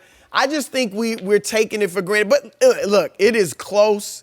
But I'd give it to Giannis. If James Harden only played 3 quarters and didn't play at all in the fourth quarter, he'd be the second leading scorer in the NBA. But it's more than just scoring. His usage rate is through the roof. What about the assists? That's part of the usage rate being through the roof. Yeah, he gets to make every play. And I'm not taking anything away from him. But I'm just saying that D'Antoni, we brought up Budenholzer. Skip, if you put some other people in this offense with D'Antoni, No, you're right. I don't want to take away from Harden because I love him. Just imagine what his assist total would be if he had Capella. In that offense. If he had Capella and CP3 for all them games they missed, what them old assist total would be. They be lower because CB3 be getting his assist. He getting them now. By the way, we don't use Olaying on the show anymore. We call it LeBroning. Don't do that, Skip. Don't do that. You made that up. Am I right about that? Don't do the Chris. Don't do that. LeBroning. Harden doesn't LeBron anymore. No. Interesting, guys, because we're actually going to talk about LeBron next because you know what? Dwayne Wade has been coming to his defense lately. I'm not exactly sure what's up, but we will tell you next. No mercy. Well, this season has been a big disappointment for LeBron overall. He missed the most time due to injury in his career, and his playoff streak is over. But he's still averaging about 28 points, 8 rebounds, 8 assists as a Laker, and his old pal Dwayne Wade thinks all the criticism is a bit overblown. Wade said this: people are trying to attack him a lot from the standpoint of age. It's no secret that he's getting older. He's going to get older every year. He's had an MVP type of year. I think he understands the scrutiny that comes with being LeBron James. Whether he comes out and talks about it or not, he's driven by something different. That is why he is so great. Chris Broussard is still here with us, but Shannon, I start with you. What do you make of D-Wade's comments? First of all, D-Wade is right. D-Wade's probably thinking, damn, I wish I could have aged like LeBron, still played 35 minutes and give you these type of numbers. But he's right. LeBron is going to get older. But this is the opportunity for everybody because for almost a decade, you couldn't attack him because guess where he was ending up? In the NBA Finals. You could say he was a drama king. He couldn't shoot free throws. He had a terrible shot, all that. Check. At the end of the day, he was playing in June. His team was playing in June. And just for perspective, I don't know if Chris Broussard knows. I know Chris is a student of the game. LeBron right now is 27, 8, and 8. I'm going to give you a list of guys that did this. Oscar did it his first 5 years. His last year, he was 26. Michael Jordan did it his 5th year. He was 25. Harden did it, 27. Westbrook, 28. A 33-year-old LeBron did it last year, and a 34-year-old LeBron is doing it this year. Boy, I guarantee you, there are going to be a lot of guys that wish they were 34 and were playing like this. Let's be all the way real. This is what this is about. You got your opportunities right now because you hadn't had it for 14 years to kick the man while he's down. He's down, didn't make the playoff. How could Michael Jordan never missed the playoffs in his prime. Michael Jordan never played 16 seasons. That's neither here nor there. Kobe Bryant never missed the playoffs in his prime. Actually, he did. He did. But see, facts ruin the argument. So I like to debate sometimes, so I just let them keep it going. You know what I'm saying, Chris? Skip Bayless, y'all need to stop this. D-Wade is exactly. I haven't said that. Yeah, because he's talking about you. He's talking about critics and everybody taking the chance. You. He's talking about you. But he won't say it, but I will. You. Okay. As I was saying earlier, D-Wade is right. He's getting older. But he's. Wait, you acknowledge that? Yeah. We all know Oh. I mean, at one point he was 20. Then he was 25. Then he was 30. Guess what he's going to be December 30th this year? 35. I thought he was immortal, superhuman. These numbers say His numbers are he's still putting up these numbers. Okay. So he's not aging. Is he or is he not? Well, which is it? I don't know. I just need to know. He's aging, just like Tom Brady's aging, but Tom Brady doesn't look like he's aging at all. Has he lost anything? Did he look any different to you than he looked at 28? I watched him in the Super Bowl. Yeah. I watched him in the Super Bowl. Could you tell? Who threw the best pass of the Super Bowl? Who won the game? Who should have been the MVP of the Super Bowl? Did you see what LeBron did Sunday night? Against Sacramento, I did. Oh, you know what? See now you try to poo-poo what the man did. I mean, look, people that care about LeBron are coming to his defense. We saw the physical therapist with her Instagram post. Because this is the most heat he's caught since 2011. Yes. When they lost to Dallas. Wade brought up 2 good points. One, people are overlooking these when they criticize LeBron. And obviously there's some stuff to criticize him for. But in terms of not getting them to the playoffs, they're overlooking. If he doesn't miss the 18 games, they probably make the playoffs. Now, whether or not they're the 4th seed, who knows? But they're probably in the playoffs. Yes. The second thing is what he's doing, to your point, Shannon, in his 16th year is virtually unprecedented. Just about. Now, Kobe had a great 17th year. He averaged 27 points, about 5 assists and rebounds and stuff like. And then the last 3 years after that, dropped off. They were all injury plagued. All right, LeBron, here, let's put this in perspective. Because, Skip, you bring up Jordan at 34, LeBron's 34, but Jordan hadn't played nearly as many games or minutes as LeBron. Do you want to, I got the total right here. I'll give How it many to you. games? At 34, LeBron has played 13,000 more minutes than Michael had played at 34. I'm going to give you that ammo. Right. Okay. So, okay. 13,000 more. That's including playoffs and regular. Okay. So that's like I don't 3, even know 4 how many- seasons. Because if you play Jordan 82 really games, was that, right. And you said playoffs and regular season. Together. That's a About ton. 13,000 more. It's like 56,000 to 43,000. It is probably about 4 that's 4 seasons. seasons. Right. All right. But here's the other thing. Look, LeBron is 7th in the league among active players in games played. Here's the 6 ahead of him. Dirk, Vince Carter, Jamal Crawford, Joe Johnson, Tony Parker, and Pau Gasol. Is Joe Johnson still in the league? Yeah, he's sitting on where he somebody's is. bench, I guess. And then rounding out the top All right. 10 after LeBron, Kyle Korver, Tyson Chandler, Zach Randolph. None of them are even close to the end of their prime. Like, none of them were even saying they're at the tail end. They're all old and essentially done. You have to go all the way down to find a player in the active leaders in games who's you might say is toward the end of his prime or still in his prime. You have to go down to 22nd, Chris Paul and LaMarcus Aldridge. And LeBron has played 230 more games than those two guys. So I'm just saying, like, if he got old tomorrow in their next game, whenever it is, and never was the same, he's had beyond a full career. Like, it wouldn't be unprecedented. It would be normal. And so, like Skip, you brought up he's not immortal. That's what we're judging him on. We're still judging him on that standard of But he never missed a game. He's not Never missed more than 2 weeks with fall that off. back injury. So I think that's what Wade is looking at, and he makes a good point because he came in the same draft as LeBron. I know he's older, but And Melo already gone. Yeah. He's gone.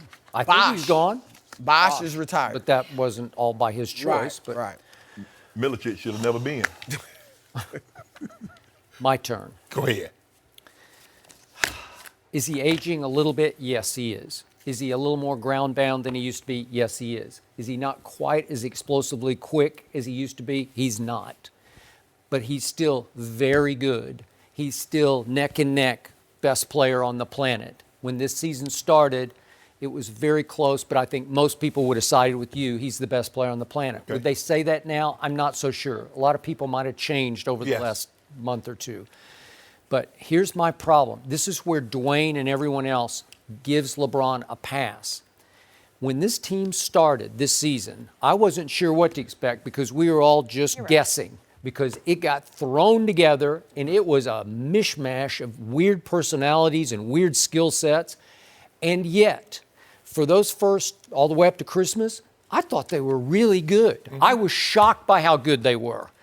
And yet, they got to 20-14 by winning at Golden State on Christmas Day when LeBron went down, 20-14. And I'm going to say this because I don't want to give it up because LeBron doesn't deserve a pass for this because he was healthy and they were healthy. Right. But through those first 34 games, there were 8 games that were winnable that I'm not going to blame him completely, but that they should have closed. They were right there. And I'm going to list them real quickly. The opener at Portland, then at home Houston, San Antonio, then at San Antonio, at Minnesota, Orlando, at Brooklyn, and Memphis. Those games all happened before Christmas, and they're all on a silver platter for the king or the king to orchestrate the close of the game. And for whatever reason, he missed some free throws, they missed shots, they weren't mature enough, whatever it was, they weren't clicking yet. They lost all 8 of those games. What if they just won 4 of them? What if they'd won 6? I do 6. That would be 26-8 at that point. They'd be the talk of basketball, right? And they looked like the talk of basketball to me. They looked really good. Remember how fast they were playing? Yep. Remember how the kids were just flourishing? Because when LeBron passes you the ball, Kuzma's thinking, I'm going to make this because the king just passed me the basketball. Lonzo was vibing off LeBron. Brandon Ingram was starting to rise and shine. And all the odd set pieces, all the vets were all fitting in. Rondo was having his moments. Lance had a huge stretch in the fourth quarter against Denver at home, remember, and saved that game. And it looked like a basketball team to me. It looked like it was working. all the way up until LeBron got hurt. Well, what if they had won 6 out of those 8 losses? Well, then maybe you're able to overcome the 18-odd games that LeBron missed. But right? I think the thing is, Skip, had they been together longer, we would already know. And Luke said it. Luke said, okay, we know what LeBron can do. Sometimes we need to see if these other guys, because they're going to become a point if we're a playoff caliber team. But now you're acting like we got this. Well, you don't got this. No. Like you better figure out. You better Get it let while you can. You better let 23 close it, or Rondo close it, or somebody Right. who knows how to close it. Right? You can't be experimenting because the experiment blew up in your face, and then the injuries happen, and those are all valid, legitimate excuses. Well, until somebody over the age of 30 do what this guy's doing, call me. Okay. You got my number. Well, like I said, the question is, are these numbers? LeBron's always led to wins. You know, that's the thing. I mean, his numbers have always been spectacular, but beyond that, it's been his impact on winning these games. Right. And there comes a point with a lot of great players. Michael Jordan, everybody talks about Washington. Did it hurt his legacy? I could argue it helped his legacy. He was a 40-year-old man averaging 20 points, 6 rebounds, I always defended 4 assists, right? Yep. And shooting 44%. Like, that's a Latrell Sprewell all-star year, an Allen Houston all-star year, true. Mitch Richmond, he was a legit all-star at 40. So he could still put up numbers, but he couldn't impact the game in terms of winning anymore. And that's what we had to wait and see with LeBron. We can't really judge him off this year. It was so crazy. But next year, that's what I want to see. I think he'll still put up great numbers. But will he be able to impact the game the way he always has? Give us AD, we'll show you how we impact. You need give us more, Bradley. Even if he doesn't get, they might not get AD. Well, how about but still, will he still be able to do it? Because I'm saying if they don't get AD, can we trade for Bradley Beal? I still think they're going to make the playoffs. Can we trade for Bradley Beal? What about Kimba? To Skip's point, though, they didn't have. You're right, Skip. I agree with you. There were several of those games they should have closed, and LeBron was to blame for some of that. Some of it. No question. If they close those games, I mean, they're playing well. They might not be able to make big changes. We'll see. We out of the playoffs. Can we get Bradley Beal, Kimba Walker? Does he want to be in L.A.? Because Michael Jordan can't pay it. Kimba might be out of Let's there. quit talking pie in the sky. Okay. What if you get stuck or left with exactly what you had this year with everybody a year older and everybody's healthy? Look at what you just said. Okay. You said stuck. Yeah. Stuck is not good. Well, I'm putting hold quotes on to around it Skip's for you. point. They could have been, 26-8 at one point. They if should have LeBron been. doesn't get That's hurt, if you win 6 out of those 8 games. Right. 26-8. So they look like a 26-8 team. And if Durant leaves Golden State, now all of a sudden Golden State is comes back to the crowd. Okay, I'm just saying. what happens if this team is intact as is and it's healthy? I got to find me another team. That's it? You got to fight. You're out. So if they come back intact, they don't make the playoffs? I don't like it. I need change. You need help. You will definitely see the vets, the veteran playmakers. There'll be some changes there. They'll bring in some shooters, I think. Yeah, some that would be shooters. But that core, to Skip's point, if they don't get AD, I don't know that they can get Bradley Beal. We can trade for it. Can we trade for it? It's gonna be tough. You can probably get John Wall. No, we don't want John. Coming off an Achilles injury, making 44 I don't know if you million. can get Beal. Maybe. You got the young, look, Ingram look good. They're going to have to let Beal go. Because if Beal make one of those all-NBA teams, that's an extra $60 million. Y'all going to pay that? Wizards? Just get Shannon some help over here, boy. He needs I got to find me I got to start finding me a team. New team. I had a club close shade. Yeah, we don't have the restaurant anymore. It's been a tough couple weeks for you. I know it'll always be open during football season. Oh. I already know that, don't we, Skip? Well, I don't even know who your team is. I know who mine is. The Cowboys. Cowboys, my team. Yeah. Oh, are they? Yep. Yeah. Doing that reverse. Yeah, we got this. Yeah. We going places next year, Yeah, Skip. Chris, thanks for always being here. Good to have you. Let's talk about the Steelers. Let's talk about a football team, a team that has had some problems. But Mike Tomlin, well, he took a shot at some former players yesterday. Whoa. We finally heard from him, and James Harrison is here to help us with this one next. No mercy. Well, after the messy divorces from Antonio Brown and Le'Veon Bell, the Steelers have been under a microscope all offseason. Yesterday, Mike Tomlin spoke publicly for the first time in a few months and said there's been too much talk from the players who have left. Tomlin added, "We can't do this with hostages, man. We need volunteers. We need good players, good guys who want to be here. And if guys can't check those boxes, it's probably best for all parties involved to go our separate ways." We're joined by FS1 NFL analyst and former Steeler, Harrison. Good to have you back with us this morning. What do you make of those comments? We've been waiting to hear from Tomlin. He said those comments before about, I think he was talking towards Le'Veon. I think it was before Ravens game. Okay. And he said, we need volunteers, not hostages. That's just him saying something to them without having to directly, say something to them. It's what's become known as a Tomlinism. Iron sharpens iron. Standard is the standard.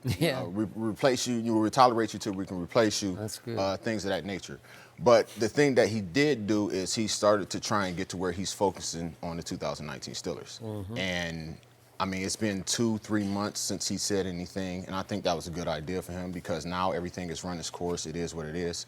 He could have took a little bit more accountability into the fact of the whole situation that went down, but he did veer it to, hey, they're not here. They're not part of this team. But I do have a Pro Bowl receiver. I do have a Pro Bowl running back in Juju and Conor.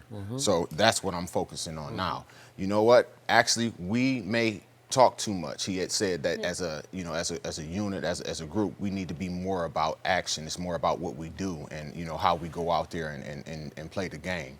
So I like that he's focusing more on the Steelers of 2019 and what he has now and what they have to accomplish. But I feel like he could have took a lot more accountability for the whole situation. In other words, to make a long story short, James, he says he wants guys that wants to be there, as opposed to guys that do not. He used the term volunteers, and these volunteers that are no longer there says, I ain't got no problem volunteering. But here's a guy that's been volunteering longer than me that think he can tell me what I can do. Who his boss? Because when I got a problem with the other volunteer that's been here for 5-6 years longer than I have, and I got a problem with him, who do I go talk to?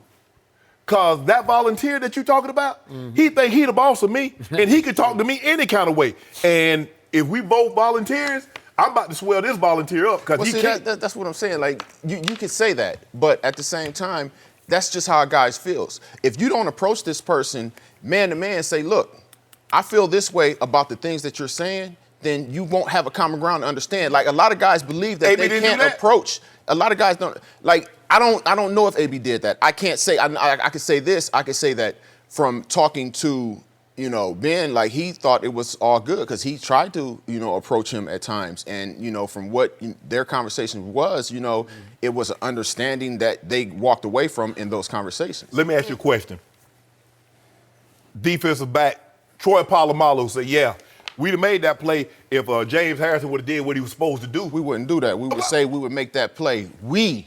That is what he did. He said Antonio Brown, when Ben threw the interception in Denver, he said Antonio Brown ran the route short. And there was a third down play that James Washington, he got to make that play. That's what he said. Also, James Washington said it was motivation to him, too. He said it helped him. What's he supposed to say? Because he saw the other two guys that criticized him that's no longer there. He's a second-year guy. You talked a lot different in year 10 than you did in year 2. No question. Here's what intrigues me about this. Mike Tomlin has been the head coach of the Pittsburgh Steelers for 12 seasons. That's a long time. Yeah. He's going into year 13 next year. He took over when he was 35 years of age, and you remember it well. It's almost like you guys are contemporaries in a way, right? Like you're almost kind of the same age range. So all of a sudden, he's getting grandfathered through taking any responsibility here, and most of the onus, according to you, should be on the quarterback. Like you're focusing most of your criticism on the quarterback. Well, I believe Ben. I believe AB went to Coach Mike T, and Mike T probably bumped it upstairs. And when you bump it upstairs, well, Kevin Colbert and they already told you how they feel about this situation. He's been here the longest. He got them rings. You listen to him. So, to me, I continue to defend Roethlisberger. So do you. You think he is a leader. Juju has now come out. He is a leader. Pouncey said he is a leader.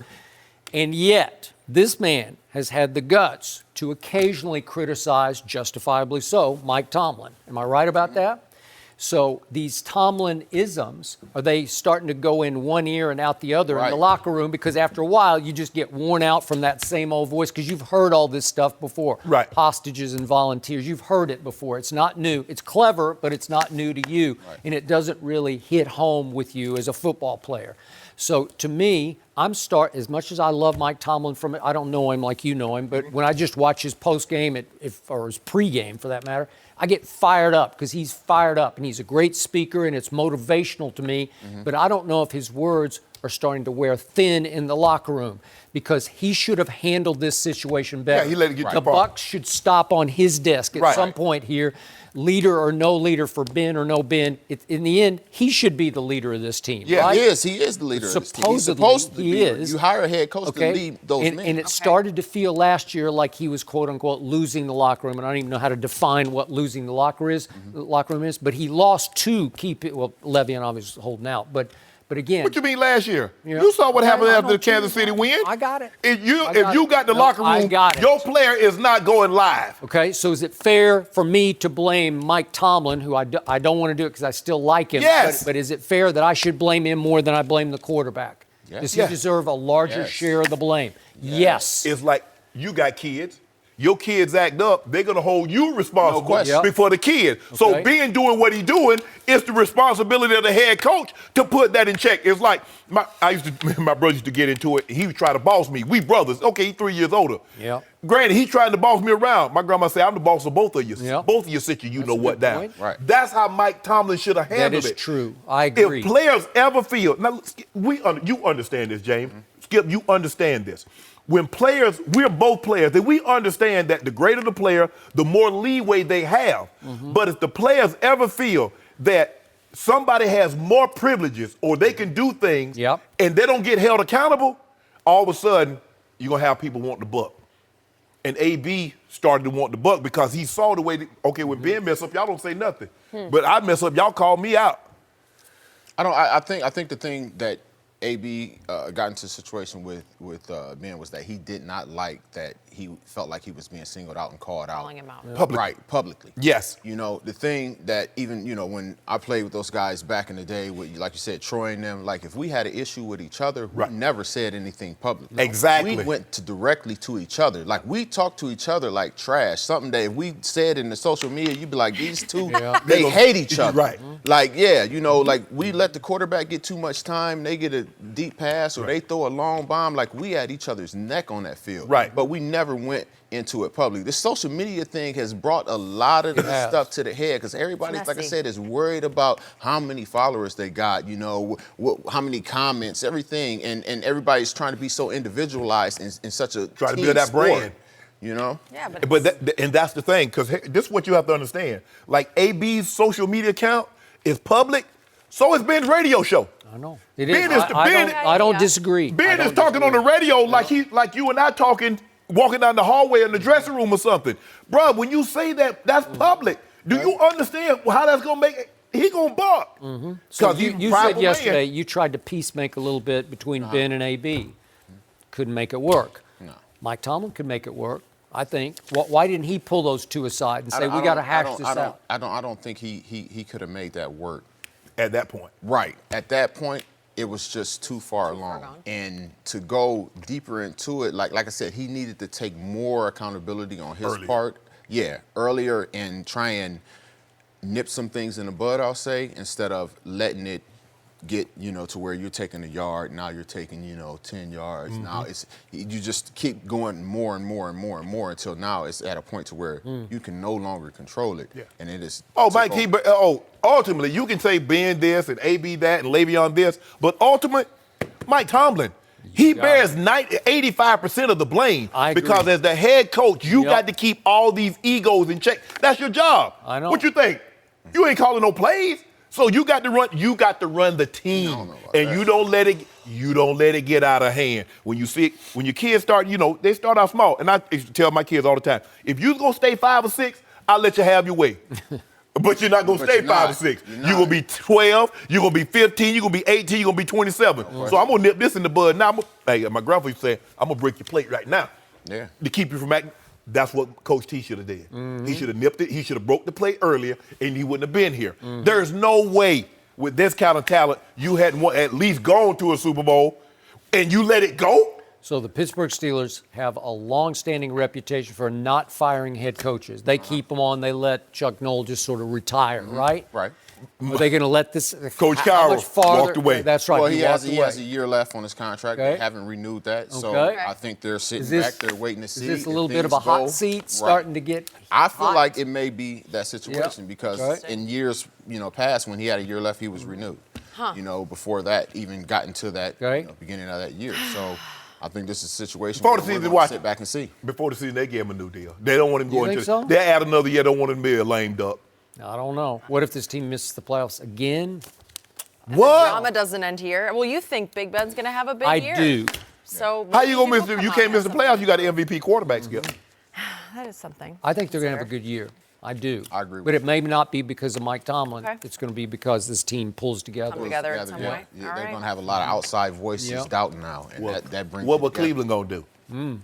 Well, it's your team. You know they got old Baker. They got old Baker. He in the I kitchen. mean, my guy. He in the He's kitchen. on the bandwagon now. Old Cleveland. They You opened a on- you lot on of with kitchens. Cleveland now. They got OBJ. You on with Cleveland now? I love Baker, but I don't think they're better than Pittsburgh thought you didn't right like now. OBJ. Right here now. Do I not like I him? thought you didn't like him. I don't love him in Cleveland. I don't love him. I'm not buying all the Not way in. there yet. He gonna help We'll Baker see. get to the Pro Bowl. Okay, He James. will. Good He stuff can get the always. Pro Bowl by himself. Don't do that. See? All by himself. Well, You always got to jump out of bounds. I I can't. didn't jump out of bounds. I jumped Good to out have of you bounds. with us, James. Appreciate your time. All right, things are getting ugly between Lonzo Ball and the Big Baller brand. Yeah, it's pretty messy, and we'll tell you the latest next. No mercy. Well, yesterday, Lonzo Ball's manager posted this video throwing Big Baller brand shoes in the trash with the hashtag dump your merch. Lonzo is reportedly done with Big Baller brand over financial issues with one of his father's friends, and ESPN reported that the Ball family had discussions over the weekend about folding the company. So, Shannon, how do you see this all ending? I'm glad. I hated that it had to come to this before Lonzo Lonzo, yes. took ownership of his business. Yep. I hated it had to come to this, Skip. And this is why they always say you don't mix family and business because it complicates the matter. Yep. And we see a complicated situation here. I just hope eventually they get back to the father-son relationship. But money complicates this matter because this is what allegedly Lonzo knows. I lost $1.5 million to a guy that was your friend. Allegedly. Allegedly. Yeah, I'm saying allegedly he lost the money. Yeah. But they are. He did lose the money. It's not Somewhere. clear where it went. Wait, right. And so it complicated. And Lonzo probably should have taken this step a lot sooner. He should He have. should have taken, he's a grown man now. He doesn't live up on his mom and dad's roof. You're on your own, so you should have been more. And I get it. Sometimes it's hard, Skip. You try to, no matter how much you try and think you can trust someone, ultimately, do you? And LeBron has done a great job of surrounding himself with people. And I'm sure LeVar thought he could trust this guy. But it just complicated the matter, Skip. And it's a bad situation. Money, Mike he never wanted us to gamble before a game. Mike Shanahan. Mike Shanahan. Because he said, Skip, if you lose $50,000, you lose $100,000, it changes the way you play. It changes what's on your mind. It's emotional. Well, Lonzo allegedly lost $1.5 million. He's on a rookie contract. If you got $250, that's one thing. But he's on a rookie contract, making good money, Skip. But you don't want to lose money like that. If you make a bad investment, so be it. But somebody steals from you, and you feel like, and I hate this, Skip. Let me give me a second, Skip. For me, this is the ultimate betrayal because in our community, when we try to put people in position to be successful, and they take advantage of us, it hurts a little more. Because how could you do this? How, when I tried to give you an opportunity, because they say we don't embrace black-owned, we don't help our people. That's what I commend LeBron for, because he reached back and he brought a lot of with him. Sometimes when we do that, Skip, you see what happens? Allegedly, when we try to help, Lonzo tried to help, his dad tried to help, and he got betrayed, he got stabbed in the back. I hope Lonzo can recoup what he lost. Hopefully this is not true.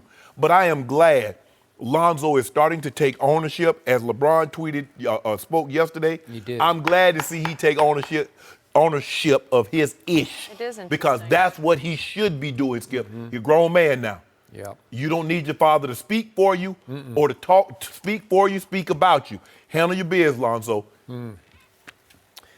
I just hope Lonzo Ball doesn't wind up in therapy for much of his adult life, trying to dig out from under all this, because this is some hugely negative stuff that he's been through. And his standard response all along, even when we had him on the show early on, was, hey, doesn't bother me a bit. He's been this way my whole life. Right. Well, that didn't make it right. Right. Especially when it blows up in your face and you're losing money. And not only that, you're publicly humiliated by this. So your father has heaped pressure on you, and now by saying you're better than Steph, you're better than LeBron, better than the list goes on. Anybody, Michael Jordan. Right. And I loved his father. I love the idea of we're going to beat the system. Right. We're going to shatter the mold. We don't need Nike. We don't need Adidas. We don't need we don't need Under Armour. We're going to start our own brand. That was pretty cool to me. Right. If you know how. Right. And if you don't put your kid through the ringer as the face of the brand, which he did.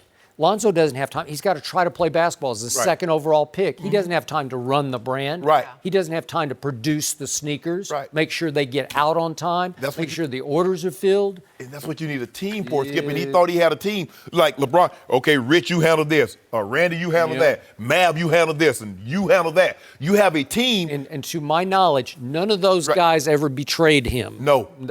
He trusted, and they all came through. And they all became stars in their own rights. And what if this had a lot to do why we haven't seen Lonzo take that step?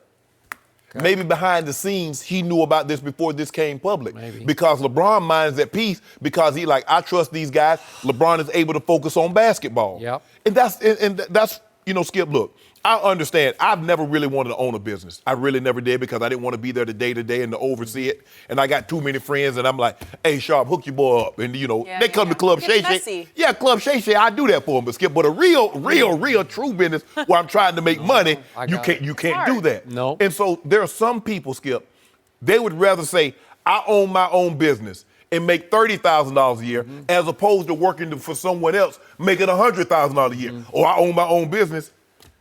Bruh, unless I get it with apparel, you do a T-shirt, you do jeans, but sneakers is a different business than apparel. FUBU and Sean John, they make. But I don't know if they could have made it if they did shoes. So you got to, and Nike just Skip. They got billions to throw in R&D and to get people to wear it. It's hard to build a brand when you only got one guy wearing it. It's why every time I hear LeBron or Chris Paul say, you know what, we might just take our basketball and go home and create our own league, I don't think you can pull that off. No. It's too hard to run that big a business and play basketball. Yeah, Tiger was thinking about that with golf, too, for a second, wasn't he? And then he went home and I can't do that. And I think they all know that deep down. Yes. It sounds good. It sounds great. So I don't want to see Lonzo and LeVar estranged, but it may take a split for a while. It's probably going to be that bad. It may take it for Lonzo to finally get to the point of making peace and saying publicly, I love my father, but I am my own man. I make my own decisions now. He has no input into my life. He doesn't run my basketball. We don't have a brand anymore. Right. I'm now a Nike guy, if that's where he's heading. But we're living near Hollywood here, and Hollywood has a long history of child actors taken advantage of by their parents and ultimately having to split with their parents to survive, actually, to try to get on their own 2 feet. Right. Well, I think he is the equivalent of a child actor who finally hit the wall and said, you know what? I can't let him do this anymore. And sometimes for the very reason what we're seeing, money. Yeah, money. And pressure and distraction. It's just too much. He needs to step up. I don't even know who Lonzo Ball is as a basketball player yet. I love the potential. You did. It's almost like we're talking about Zion's potential. I still don't even know what Lonzo's future can be in pro basketball because he's lived under this cloud created by his father both in expectation and in business, that how can you focus on how can you be all you can be in basketball? I think moving forward, you're going to hear less of LeVar commenting on Lonzo. It's not going to be, we want to be in Phoenix or we want to be over here. I'm sure this might be the time that Lonzo can go to Dad and says, okay, moving forward, I'm going to speak for Lonzo. Every I think time. this is the opportunity that he can really start to tear away. Not tear away. Always gonna be you. Always gonna be my dad. That's always. I'm always gonna be your son. LeVar Ball became an international celebrity because of his son. Yes. The first son, not the next two. Right. The first one. Yes. And does he love the celebrity? Does he love the spotlight? And I'm not being a hypocrite. We've had him right here because I get a kick out of him. You know, how can you not? He's fun to watch. Yes. He's fun to listen to. But in the end, it's not fun for the number one son. No. And we want him to have a bright future. And we're still waiting on that potential. So hopefully this will end up being the Hey, Skip, I brought the first edition of the shoes because I'm going to support. Hey, anybody in my community trying to do good, hey, bro, I'm all for you. I'm on both feet. I'm jumping on. And then he let you down because they were late and they weren't. That's not good. You know, it wasn't the fact that they late. Even if I didn't even get the shoe. Yeah. And maybe if I didn't get the first edition, he said, well, Shannon, I wasn't able to fill that order. I got you next time around. Just the mere fact that he was willing to take a risk and says, you know what, I'm going to try and start a business. I'm going to try to do this thing my way. I'm all for it. Yeah. All right, we can respect that. Rob Gronkowski, guys, he did just retire, but now could he already be thinking about a comeback? Yes, we'll tell you next. Already? No mercy. So Rob Gronkowski may have retired, but not everyone believes him. His agent, Drew Rosenhaus, said he wouldn't be shocked to see Gronk back with the Patriots before the end of next season. He said he could see a scenario where Tom Brady called Gronk and told him he needed him. Shannon, would you be shocked if Gronk returned? Yeah, in that scenario, what's Coach Belichick? Look, Skip, Tom Brady got a lot of pull, got a lot of cachet. But you know when it comes to coming and going on that team, now I don't know if Mr. Kraft's going to intervene in this one, and then he might be busy to have his hands full dealing with another issue. So that's neither here nor there. We talk about that later, Skip. I would be surprised because I think Gronk's body is beat up. He's taken the pounding since he's been in the National Football League. I believe 6 weeks removed from the Super Bowl game, it's plenty of time to know, you know what? I'm good. I think, you know, you can't. I don't think you can go back to the facility till like April 15th. So he still has 2 weeks away. So about 2 months, you know, a little over 2 months to say, you know what? I feel reinvigorated. I think I can go make another run at this. He made this decision, Skip. He takes a year off. When he comes back and plays in the NFL again, if that's what he chooses to do, guess what? They're still going to tackle him the same way. He's still going to hurt. So for me, I just believe that if he made this decision, just go ahead and bow gracefully. Hope this is not a contract ploy, you know, trying to get more money. Because Coach Belichick, they don't. The one thing they're not going to be, they won't be held hostage by nobody. Unless Tom Brady says, I got to have that guy back. So I remind everybody, Rob Gronkowski is all of only 29 years of age. You're right. I believe he would still be open to coming back for the back half of next football season if, in fact, he continues to heal, and I can't predict what his body's going to do. If he has ongoing ailments or chronically bad knees or whatever, like you know how it feels, where you just say, I just can't. You hit the wall where you just said, I can't do that anymore. But I know Drew Rosenhaus well enough to know he does not speak off the top of his head. No. He always has an agenda, hidden or otherwise. He has a plan, and he wanted to plant the seed that he might be open to coming back because this could be an ongoing negotiation with a Bill Belichick who clearly wanted Gronk to take a pay cut. And if you won't, big guy, I'm just going to have to cut you. And Gronk didn't want to go through that, so he retired. And maybe he did it for all the right reasons. He'll segue into whatever form of entertainment industry. But it's very possible if they can't completely replace him with a draft pick or whatever else is on the roster, that Tom Brady at midseason is going to get a little antsy and a little frustrated. Why would he get antsy? And he might go over the. Why he gonna get antsy? He might go over the coach's head. Why he would might go upstairs to the owner. You still haven't told me why he's going to get antsy. He's Tom Brady. He can go get the guy at the stand from Dorchester. Yep. That's what he does, right? Yeah. This is Rob Gronkowski. He's got a soul connection. This is his guy. This is one of his best friends in the world. Tom Brady has been in Massachusetts for 20 years. He got a connection to everybody. So go get one of those guys from Southie. Yep. They good. Yeah. Go out there. Yeah. For the first 8 or 10 games, that's what he's going to be throwing to. Now I've never even heard of the guy. So now that's what he's throwing to. Yeah. Julian Edelman just Super Bowl MVP. Well, now he's just some guy. He's aging. He's aging faster than LeBron is. Don't do that. 33. But he won Super Bowl MVP. Chris Hogan, I don't even know if he's going to be on the roster. There's no Danny Amendola. Coach Belichick said, well, wait a minute. If you're good enough to come back and play now, you could have played in the beginning of the year. You know, Coach Belichick don't like to be showing up now. Well, sometimes it's not his call. You know why? I tell you what. He said, Tom, you want to play with Gronk? You like Gronk? Why don't you go over there and join What him? does Mr. On Kraft the sideline. Mr. Kraft knows that once upon a time, not that long ago, Bill Belichick said, you know what? I'm done with Tom Brady. I'm going forward with Jimmy Garoppolo. How has that worked out? It worked out with yet another Super Bowl. How about this? Yep. He saw last year he could have got his second-round pick for Rob Gronkowski. Mr. Kraft, see? Now, if you want to base it on the big catch that he made in Kansas City, the big catch he made in the Super Bowl. Those worked. If that's worth $10 million to you, but I don't think so. You don't make that kind of money by being foolish with it. He's still on the back burner, Rob Gronkowski, just in case Tom needs him, and he may not, because he'll be better than ever at 42, as you well know, as you've learned. Well, I don't know about the back burner in your house, but the back burner in my house didn't work. Oh, Only really? the front two burners work. Okay. You live in Bel Air. I don't know. Where are you living? Should the Lakers, speaking of LA, hire Jason Kidd as their next head coach? We'll discuss that rumor next. No mercy. Time for our final topic of the day. It was reported that Jason Kidd is a leading candidate to become the next Lakers head coach. Yesterday, Kidd told ESPN, quote, when you look at the Lakers as a whole, it's a franchise that is one of the best in the world. So if you ever have the opportunity to wear the purple and gold, you can't turn that down. So Shannon, would Jason Kidd be a good fit with LeBron? No. Especially after what we saw what happened in Milwaukee. Budenholzer got him with the best record. Giannis is a true MVP candidate. Now, maybe Giannis turned the corner and figured things out. But this is not a good – what the Bucks are doing does not bode well for Jason Kidd, Skip. Yeah, it's true. So for me, and to deal with that pressure cooker, they need to find out what their roster is going to look like, Skip, I believe, before they get a head coach. That's true.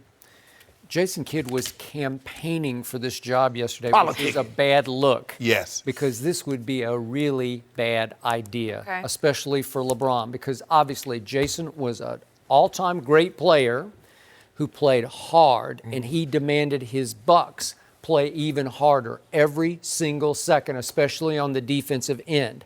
He became an extremely demanding head coach, and it would be oil and water with LeBron at this stage and age that he's in now. I think it'd be a terrible fit because LeBron, his IQ is, I think it's beyond even Jason Kidd's. Right. Jason Kidd has a high one, but again, this is like a Ty Lue job where you get LeBron, you're connected to LeBron, you know his whims and his moods, and you know how to make it all flow, right? Well, we'll give y'all a first-round pick and $10 million for Pop. Really? Yep. You want Pop? You like that dynamic?